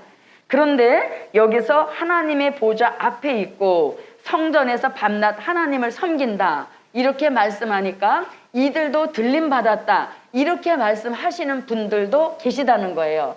그런데 요걸 조금 폭을 넓게 생각해 보면 이사야 66장 1절 말씀에 보면, 자, 하늘은 하나님의 공간이라는 겁니다. 그러면서 땅은 무엇이라? 하나님의 발등상이라는 거예요. 그래서 내가 어느 관점에서 하나님의 보좌 세계를 보느냐, 이거를 우리가 융통성 있게 봐야 된다는 얘기인 거예요. 하나님 보좌 앞에 있다라니까 진짜 들림받았다, 그 뜻이 아닌 겁니다. 아니라는 확실한 증거가 뭐냐면, 자, 그들 위에 뭘 치셔서? 장막을 치신다는 겁니다. 그럼 왜 장막을 치시냐면 16절, 저희가는 누구? 흰옷을 입고 예비처를 거쳐서 보호처에 들어가 있는 그 흰옷 입은 무리들을 가리키는 겁니다. 저희가 다시 줄이지도 아니하며 목마르지도 아니하고. 자, 이들이 만약에 들림 받았다면 굶주릴 일 있어요, 없어요? 없는 거죠. 그 다음에 목마를 일 있어요, 없어요? 없잖아요. 그래서 줄이지도 아니하고 목마르지도 아니하고, 그 다음에 결정적인 게 뭐냐면 해나 아무 뜨거운 기운에 상하지 못하도록 그들 위에 뭘 치셨다? 장막을 치셨다는 겁니다. 그러면 해나 아무 뜨거운 기운에 상하지 않는다, 요 말씀의 그 뜻을 어디 가서 찾는가? 자, 계시록 16장으로 와 보십시오. 자, 계시록 16장 8절부터 9절입니다. 계시록 16장 8절부터 9절을 읽어주십시오. 넷째가 그 대접을 해에 쏟음에 해가 건세를 받아 불로 사람들을 태우니 사람들이 크게 태움에 태워진지라. 이 재앙들을 행하는 건세를 가지신 하나님의 이름을 해방하며 또 회개하여 영광을 주께 돌리지 아니하더라. 네, 자, 16장은 심판하시는 방법인 것입니다. 그 심판하시는 방법은 하나님의 진노가 가득히 담긴 재앙의 대접을 7개씩 쏟는 역사인 겁니다. 그 중에 몇째 대접을 쏟는다? 넷째 대접을 어디에 쏟음에? 해에 쏟으니까 해가 권세를 받아서 사람들을 불로 태운다, 이렇게 말씀하잖아요. 그래서 그 태양이 열을 받아서 사람들을 태우는 그 태움에 상하지 아니하도록 그들 위에 무엇을 치셔서 장막을 치셔서 해나 아무 뜨거운 기운에 상하지 않게 하신다. 이런 것을 볼 때에 15절로 16절은 어디로 보는 것이 합당하다? 네, 산자의 심판을 피하여 들어가 있는 보호처로 보는 것이 합당하다. 아멘. 자, 이렇게 이제 보호처를 들어가는 겁니다. 그러면 이 계시록 7장 흰옷 입은 무리들이 나오자마자 계시록 7장 9절로 14절 같이 환란에서 나오자마자 보호처로 들어간다? 그런 의미는 아닌 겁니다. 아까 어디를 거쳐야만?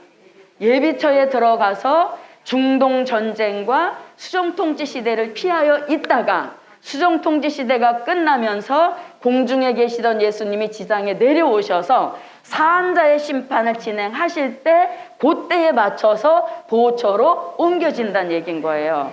그래서 보호처로 옮겨진다는 말씀을 아까 계시록 7장은 무슨 계시?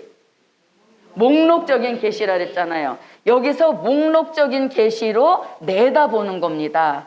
그러면 실제적으로 어디에서 들어가게 되어지는가? 그것이 바로 요한계시록 15장 2절부터 4절 여기서 실제로 들어가는 것입니다. 그러니까 이건 목록적인 계시로 내다본 것이고 실제로 들어가는 것은 15장 2절부터 4절에 여기에서 들어가는 역사인 것입니다. 자, 계시록 15장 2절부터 4절입니다. 또 내가 보니 불이 섞인 유리 바다 같은 것이 있고 짐승과 그의 우상과 그의 이름의 수를 이기고 벗어난 자들이 유리 바닷가에 서서 하나님의 검은 고를 가지고 하나님의 종 모세의 노래 어린 양의 노래를 불러 가로되 주 하나님 곧 전능하신 이시여 하시는 일이 크고 기이하시도다. 만국의 왕이시여 주의 길이 의롭고 참되시도다. 주여 누가 주의 이름을 두려워하지 아니하며 영화롭게 하지 아니하오리까. 오직 주만 거룩하시니이다. 주의 의로우신 일이 나타났음에 만국이 와서 주께 경배하리이다 하더라. 아멘. 자, 보십시오. 이제 15장 1절에서 무슨 말씀하냐면 7가지 재앙을 이제 쏟는다는 겁니다. 그러면서 2절부터 4절에서 이제 흰옷 입은 무리가 예비처에서 나와서 보호처로 옮겨지면서 찬양을 하는 겁니다. 그런데 그 찬양을 하는데 2절 보십시오. 또 내가 보니 불이 섞인 유리 바다 같은 것이 있고, 자, 그 다음에 보십시오. 짐승과 그의 우상과 그의 이름의 수를 이기고 벗어났다. 이건 무슨 뜻? 수정통치 시대에 들어가지 않았다는 거죠. 짐승의 수를 벗어났다는 겁니다. 짐승의 수를 벗어났다는 것은 수정통치 시대를 안 들어가고 어디로 들어갔다? 예비처로 들어갔다는 거죠. 예비처에 들어가서 수정통치 시대를 피했기 때문에 짐승과 그의 이름과 우상의 수를 벗어나서 이제 보호처까지 들어가면서 찬양을 한다는 얘기인 거죠. 그런 의미인 겁니다. 그래서 이들은 짐승의 표를 안 받았다라고 하는 것은 예비처에 들어가 있으므로 뭐를 안 받았다고? 수정통치 시대에 안 들어갔으면 물론이려니와 표도 받지 않았다는 거예요. 자, 그러면 여기 볼게요. 자, 짐승과 그의 우상과 그의 이름의 수를 이기고 벗어났다. 자, 그럼 요 말씀을 자, 요한계시록 13장으로 한번 와보십시오. 요한계시록 13장 16절로 18절에서 말씀하시는 짐승표 666이 얘기를 15장에서 하는 겁니다. 자, 읽어주세요. 저가 모든 자 곧 작은 자나 큰 자나 부자나 빈궁한 자나 자요한 자나 종들로 그 오른손에나 이마에 표를 받게 하고 누구든지 이 표를 가진 자 외에는 매매를 못하게 하니 이 표는 곧 짐승의 이름이나 그 이름의 수라. 지가 여기 있으니 총명 있는 자는 그 짐승의 수를 세어보라. 그 수는 사람의 수니 666이니라. 아멘. 네, 이 표를 받지 않고 벗어났다는 겁니다. 그럼 이들은 예비처로 들어가서 수정통치 시대를 피했다는 얘기인 겁니다. 그리고 수정통치 시대가 끝남과 동시에 산자의 심판이 진행되니까 보호처로 옮겨진다는 겁니다.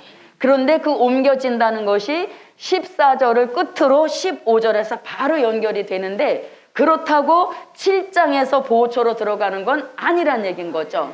여기서는 목록적인 계시로 보초에 들어갈 것을 내다봤는데 그 내다본 역사는 여기 와서 이루어진다는 겁니다. 15장 2절로 4절에 와서 실제 요 목록적인 계시가 여기 와서 실제로 이제 들어가게 된다는 겁니다. 요거 이해가 가나요? 네. 그래서 들어가게 된다는 겁니다. 자, 그러면 이렇게 이제 보호처로 옮겨지는데 이 보호처로 옮겨진다는 선지자들의 예언이 있습니다. 우리 일 아니라도 아멘. 우리는 어디가 있으니까? 공중에 계속 있으면 어지러워요. 내려와야 되잖아요. 예. 심판이 진행되면 내려와야 되죠. 아멘. 자, 그러면 보십시오. 자, 이렇게 이제 보호처로 들어갑니다. 자, 보호처로 들어가는 이 역사가 저기서 있는 것이 아니라 여기서 있게 된다는 겁니다. 자, 그러면 이제 요 선지자들의 예언, 어디에 대한, 네, 보호처에 대한 선지자들의 예언입니다. 자, 선지자들의 예언, 보호처에 대한 선지자들의 예언하면 가장 먼저 나와야 이해가 쉬운 말씀이 있어요. 그게 어디냐면 미가서 2장 12절로 13절입니다. 왜 그러면 선지자들의 예언 중에서 가장 이 말씀이 먼저 나와야 되냐면, 자, 환난 가운데 나와서 예비처로 들어갈 때는 누가 인도했습니까? 그렇죠. 다시 예언하는 입맞은 종들의 인도를 따라 나와 환난 가운데 나와서 예비처로 들어간 거예요. 그러면 예비처에서 보호처로 옮겨질 때 그때는 또 누가 인도하냐 이겁니다. 그 말씀이 여기에 나와요. 자, 미가서 2장 12절부터 13절입니다. 야곱아, 내가 정령이 너희 무리를 다 모으며 내가 정령이 이스라엘의 남은 자를 모으고 그들을 한 처소에 두기를 보스라 양떼 같게 하며 초장의 양떼 같게 하리니 그들의 인수가 많음으로 소리가 크게 들릴 것이며 길을 여는 자가 그들의 앞서 올라가고 그들은 달려서 성문에 이르러서는 그리로 쫓아나갈 것이며 그들의 왕이 앞서 행하며 여호와께서 선두로 행하시리라. 네. 자, 여호와께서 무엇으로?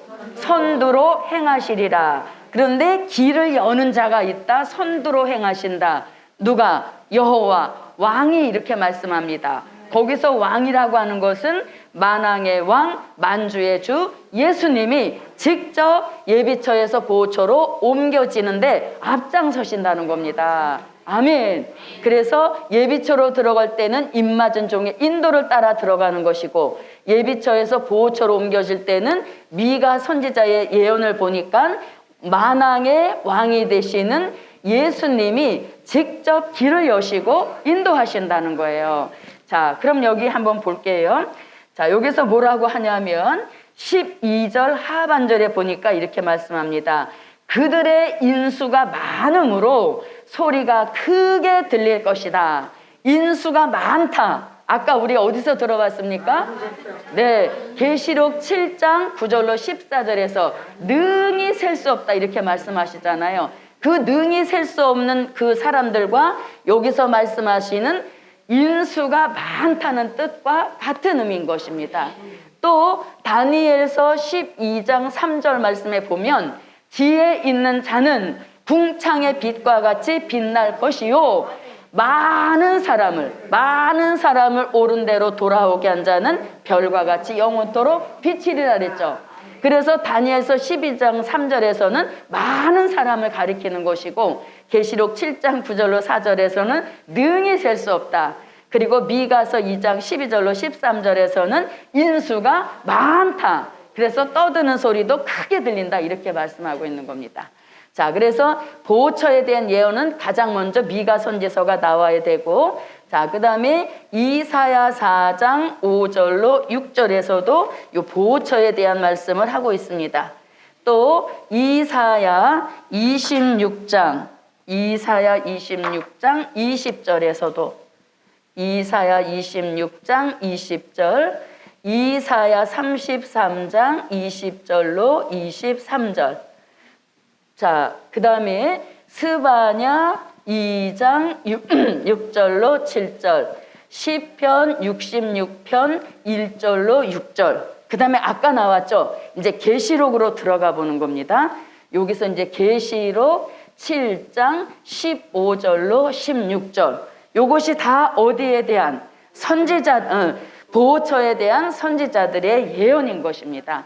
그래서 선지자들의 예언을 몇 곳에서 해놨는가, 그걸 세워놓으면 우리가 또 이렇게 기억하기에 좋겠죠. 그래서 한 곳, 두 곳, 세 곳, 네 곳, 다섯, 여섯, 일곱. 보호처가 7곳이다. 그런 뜻은 아닌 겁니다. 성경 구절의 표현, 예언이 이렇게 7곳에 있다는 거예요. 그러면 이런 예언이 어디에 와서 이루어진다? 아까 말씀드렸던 요한계시록 15장 2절로 4절, 여기에 와서 성취된다. 아멘. 네, 그래서 보호처에 대한 말씀이 이렇게 많이 있습니다. 자, 이사야 4장 5절부터 6절입니다. 여호와께서 그 거하시는 온 시온산과 모든 지폐 위에 낮이면 구름과 연기, 밤이면 화염의 빛을 만드시고 그 모든 영광 위에 천막을 덮으실 것이며, 또 천막이 있어서 낮에는 저희를 피하는 그늘을 지으며 또 풍우를 피하여 숨는 곳이 되리라. 네, 무엇하는 곳이 되리라? 숨는 곳이 되리라. 이렇게 말씀하죠. 숨는 곳, 뭘 덮어서? 천막을 덮어서. 아까 계시록 7장에서는 장막을 덮는다. 이사야 선지자는 천막을 덮어서 숨는 곳이 되리라 이렇게 말씀합니다.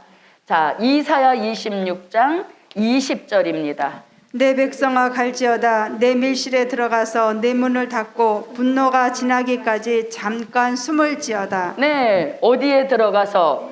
네, 밀실에 들어가서 뭐 하라? 자, 무엇이 지나가기까지?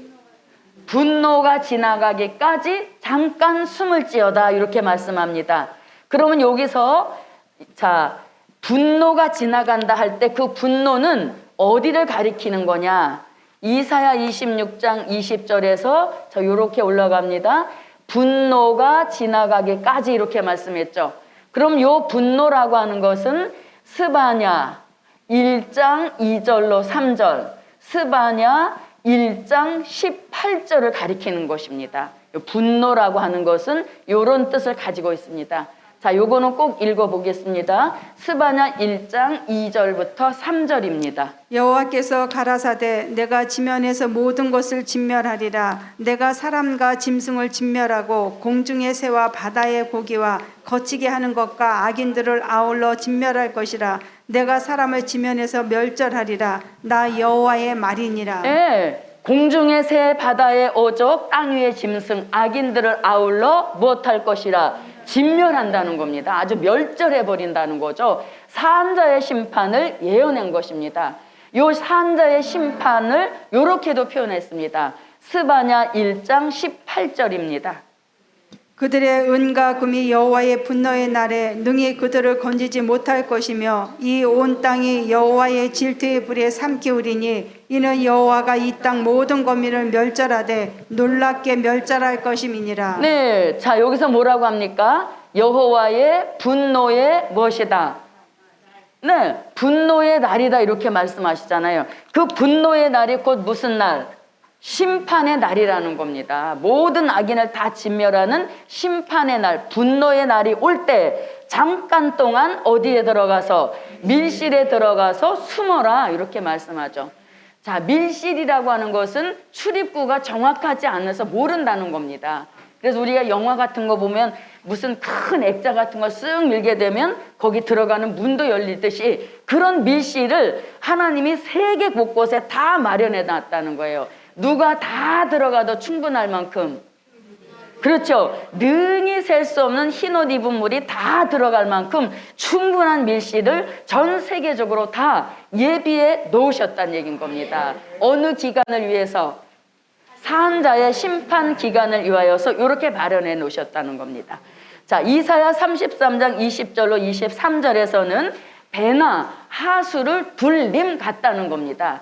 시각적인 착각이 일어나서 강과 하수를 둘려놨는데 실질적 배는 통행하지 못하는 곳이라는 거예요. 착시 현상을 일으키게 한다는 것이죠. 자, 그 다음에 스바냐 2장 6절로 7절에서는 해변가 아스글론 초장 같은 곳이다. 그 다음에 시편 66편 1절로 6절에서는 신육지를 내셔서 땅같이 도보로 건너가게 하신다. 그리고 아까 우리가 읽었던 계시록 7장 15절로 16절에서는 뭐라고? 네, 장막을 쳐서 해나 아무 뜨거운 기운에 상하지 않게 하신다 하셨으니 이는 곧 진노의 7 대접 중에서 넷째 대접을 쏟고 일어나는 재앙이라는 겁니다. 그래서 이렇게 보호처에 대한 7곳의 예언과 말씀이 어디에 와서 계시록 15장 2절로 4절 실질적 여기에 와서 성취되는 역사인 것입니다. 아멘. 그래서 계시록은 사건을 막 섞어놨다는 얘기예요. 그래서 우리가 계시의 구분을 잘 알아야만 이 사건을 차례차례 펼칠 수 있다는 얘기인 겁니다. 아멘. 자, 그러면 이 보호처에 들어가 있는 것도 무한정되는 건 아니죠. 무슨 기간 동안만? 네, 사한자의 심판 기간 동안만. 그걸 아까 여기서는 뭐라고? 잠깐 동안, 잠깐 밀실에 들어가서 분노를 피하라 이렇게 말씀했죠. 그래서 심판하는 그 기간 동안만 들어가 있다가 이제 심판이 끝났습니다. 아멘. 그러면 이제 또 옮겨져야 되는 거예요. 자, 입맞은 종도 상당히 분주합니다. 그죠? 다시 예언 외치다가 죽어서 또 어디도 갔다가 낙원도 갔다가 또 살아나서 들림받았다가 또 들림받아서 공중에서 재밌게 있는데 또 내려오라 그러시고 많이 바쁘듯이 흰옷 입은 무리들도 분주하게 움직이는 역사인 것입니다. 자, 그래서 이제 보호처에서 이제 나오는 겁니다. 무엇이 끝남으로? 네, 사한자의 심판이 끝남으로 이제 보호처에 더 이상 있을 필요가 없다는 거예요. 그래서 이제 보호처에서 나와서 어디를 들어가느냐? 이제 드디어 계시록 11장 15절 같이 자, 7째 나팔 불고 이루어지는 그리스도의 나라. 아멘. 이 사람들도 이 나라에는 들어가는 겁니다. 아멘. 몸만 못 받았지, 들림만 못 받았지, 그리스도의 나라에 들어가는 거는 누구랑 똑같아요? 입맞은 종들과 함께 들어가는 역사예요. 들어가는 것까지는 똑같았는데 이제 사는 곳이 틀려지는 겁니다. 아멘. 사는 곳이 어디냐? 요한계시록 20장 9절 같이 어디에 들어가서 얼라리 꼴라리 자, 그리스도의 나라 성도들의 진에 들어가서 천년을 누구로 산다? 그 신분이 이제 백성이 되는 겁니다. 신분이 이제 백성이 되는 거예요. 이 백성이 되어지는데 이 천년왕국 성도들의 진에 들어가는 백성들의 삶의 모습, 성도들의 진에 들어가서 사는 백성들의 삶의 모습, 이 모습을 이사야 65장 20절부터 25절에서 여기 성도들의 진에 들어간 백성들은 이렇게 산다는 겁니다. 자, 이사야 65장 20절부터 25절입니다. 네.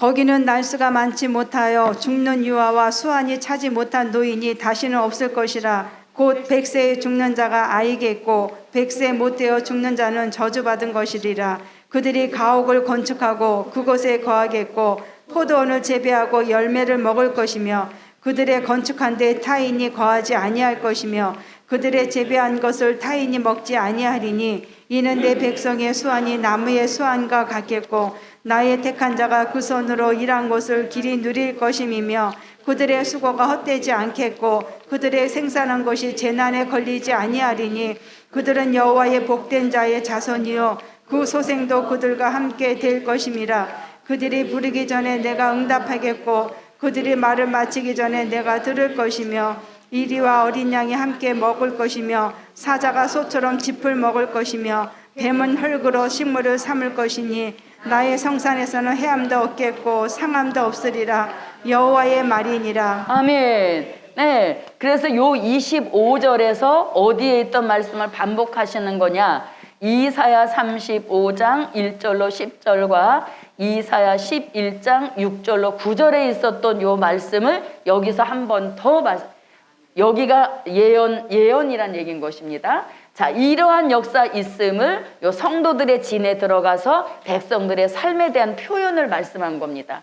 그래서 백성들은 포도원도 짓고 그 다음에 가옥도 짓는다 이렇게 말씀하시죠. 그리고 그들의 누구도 소생도 그들과 함께 할 것이라. 소생이라는 걸 보면 자녀가 태어난다는 거죠. 자녀가 태어난다는 것은 흰옷 입은 무리들이 결혼을 해서 가옥, 가정을 꾸리고 산다는 얘기인 거예요. 그래서 천년 왕국은 지상에 이루어지는 새 시대라는 얘기인 것이죠. 이 나라를 이루어 주시려고 예수님이 다시 오시는 겁니다. 근데 요거는 이제 백성들의 삶, 흰옷 입은 무리들의 삶이 이렇게 진행이 된다는 겁니다. 자, 그러면 그리스도의 나라에, 그리스도 나라 성도들의 진에 들어가서 얼마를 백성으로 산다? 그렇죠. 1000년을 이제 백성으로 사는 겁니다. 자, 1000년이 다 끝나게 되어지면 이들이 이제 또 한 번 옮겨지는 겁니다. 어디로 옮겨진다? 그렇죠. 천년왕국 그리스도의 나라가 아무리 좋아도 여기가 우리들의 종착지는 아닌 것입니다. 그래서 이제 영원한 종착지로 옮겨지는 거예요. 그런데 그 옮겨진다는 말씀이 또 어디서 나오냐면 계시록 7장 17절에 가서 이들이 천국까지 들어간다는 말씀을 하고 있는 겁니다. 자, 다시 계시록 7장으로 와 보십시오. 이는 보좌 가운데 계신 어린 양이 저희의 목자가 되사 생명수 샘으로 인도하시고 하나님께서 저희 눈에서 모든 눈물을 씻어 주실 것이미로라. 네, 자, 보호처에 옮겨져서 이제 어디로 들어갔습니까? 그리스도의 나라로 들어가서 이제 1000년을 살았습니다. 자, 1000년을 살고 이제 천년왕국이 끝이 나니까 이제 어디로 옮겨진다? 네, 영원 무궁한 천국으로 이제 영원히 옮겨지는 것입니다. 그 말씀을 지금 어디서 하고 있다고요? 계시록 7장 16절에서 17절입니다. 네, 17절에서 하고 있는 겁니다. 자, 그럼 보십시오. 보좌 가운데 계신 이렇게 말씀합니다. 그럼 여기서의 보좌도 어디를 가리킨다? 요한계시록 4장 2절로 3절에서 삼위일체 영광의 하나님이 앉아 계시는 하늘의 보좌, 영광의 보좌를 가리키는 겁니다. 자, 보좌 가운데 계신 어린 양이 저희의 무엇이 되사? 목자가 되사. 그 다음에 생명수 샘으로 이렇게 말씀합니다. 생명수 샘으로, 네, 어린 양의 생명수 샘으로 인도하신다는 겁니다. 그럼 요 생명수 샘이란 말씀이 어디에? 요한계시록 22장 1절로 2절에서 나옵니다. 자, 그 다음에 생명수 샘으로 인도하시고 하나님께서 저희 눈에서 무엇을? 모든 눈물을 씻어 주신다. 아멘. 모든 눈물을 어떻게 해주신다? 씻어 주셔서 다시는 울 일이 없는 곳, 그곳이 어디다? 무궁천국이라는 겁니다. 그럼 눈물 씻어 주신다는 말씀은 요한계시록 21장 1절로 2절에서 나오는 말씀인 거예요. 그러니까 이들이 계시록 7장 9절로 14절 같이 환난 가운데 나와서 7장 자체에는 나와 있지 않지만 일단 어디로 들어간다? 예비처로 들어가서 중동 전쟁과 수정통치 시대를 피하고 있다가 수정통치 시대가 끝나고 사한자의 심판이 진행되어지면 만왕의 왕 되시는 예수님의 인도를 따라서 보호처로 옮겨진다는 거예요. 그래 보호처에 들어가서 사한자의 심판을 피하고 숨어 있다가 사한자의 심판이 끝나면서 이루어지는 그리스도의 나라, 여기 들어가는데 성도들의 진에 들어가서 1000년을 백성으로 살고 있다가 천년왕국이 끝이 나게 되면 어디로 들어간다? 네, 여기 들어가서 이제 무엇한다? 영생 복락을 누리게 하신다. 아멘. 자, 그럼 요거 한번 읽어보겠습니다. 계시록 22장 1절부터 2절입니다. 읽어야 될 것 같아요. 아, 그래요? 4절까지. 네, 그래요. 4절까지. 또 내가 새 하늘과 새 땅을 보니 처음 하늘과 처음 땅이 없어졌고 22장 1절로 2절. 또 저가 수정같이 맑은 생명수의 강을 내게 보이니 하나님과 및 어린 양의 보좌로부터 나서 길 가운데로 흐르더라. 강 좌우에 생명나무가 있어 12가지 실과를 맺히되 달마다 그 실과를 맺히고 그 나무 잎사귀들은 만국을 소송하기 위하여 있더라. 다시 저주가 없으며 하나님과 그 어린 양의 보좌가 그 가운데 있으리니 그의 종들이 그를 섬기며 그의 얼굴을 볼 터이요 그의 이름도 저희 이마에 있으리라. 네. 자, 22장 1절에 보니까 수정같이 맑은 생명수의 강을 내게 보이시는데 하나님과 및 어린 양의 보좌로부터 나서 흘러온다는 겁니다. 그럼 그 보좌 얘기를 아까 계시록 7장 15절에서도 보좌 가운데 계신 어린 양이 생명수 샘으로 인도하신다. 이렇게 말씀하시죠.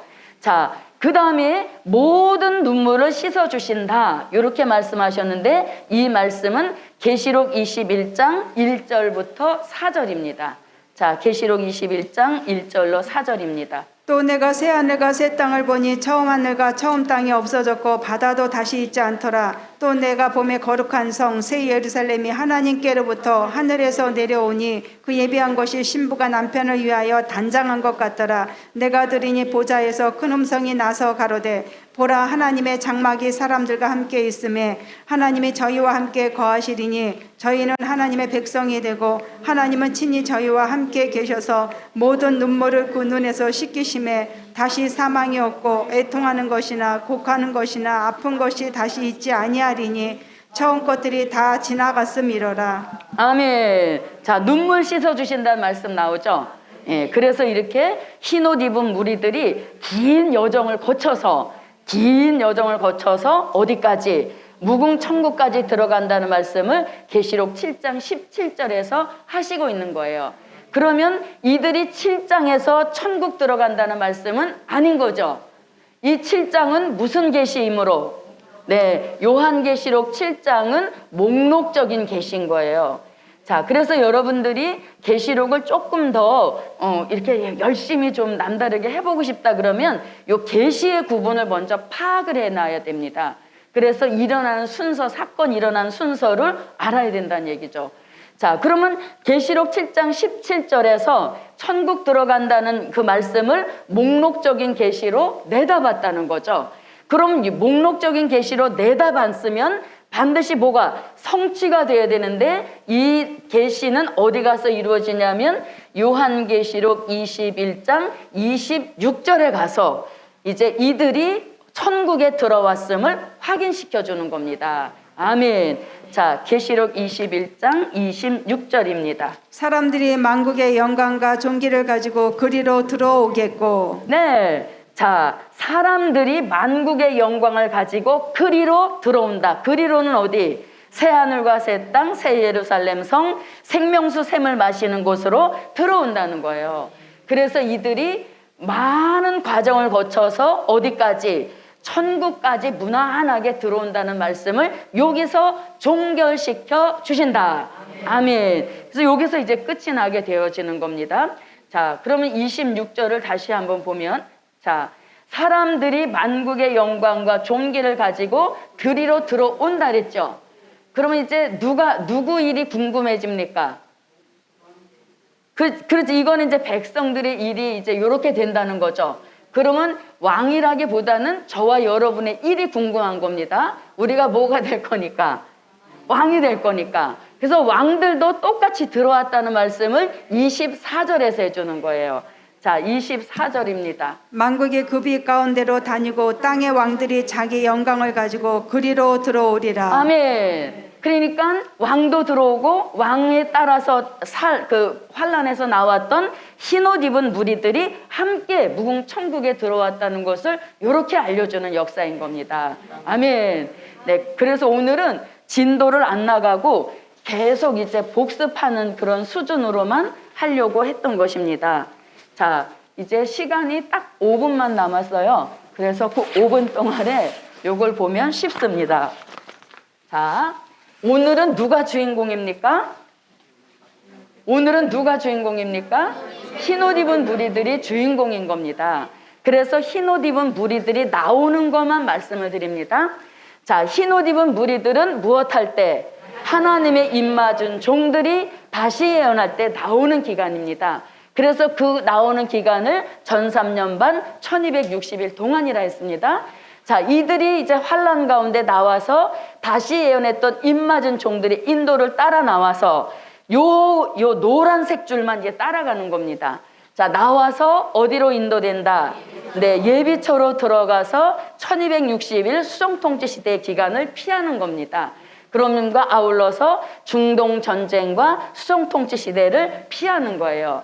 자, 그 다음에 수정통치 시대가 끝이 나고 끝이 나는 그 역사를 7째 나팔이 불면서 끝이 나는 겁니다. 그럼과 동시에 산자의 심판이 진행이 되는 겁니다. 그러므로 인하여서 예비처에서 보호처로 옮겨진다는 것이죠. 보호처에서 요 심판의 기간 동안만 있게 되는 것입니다.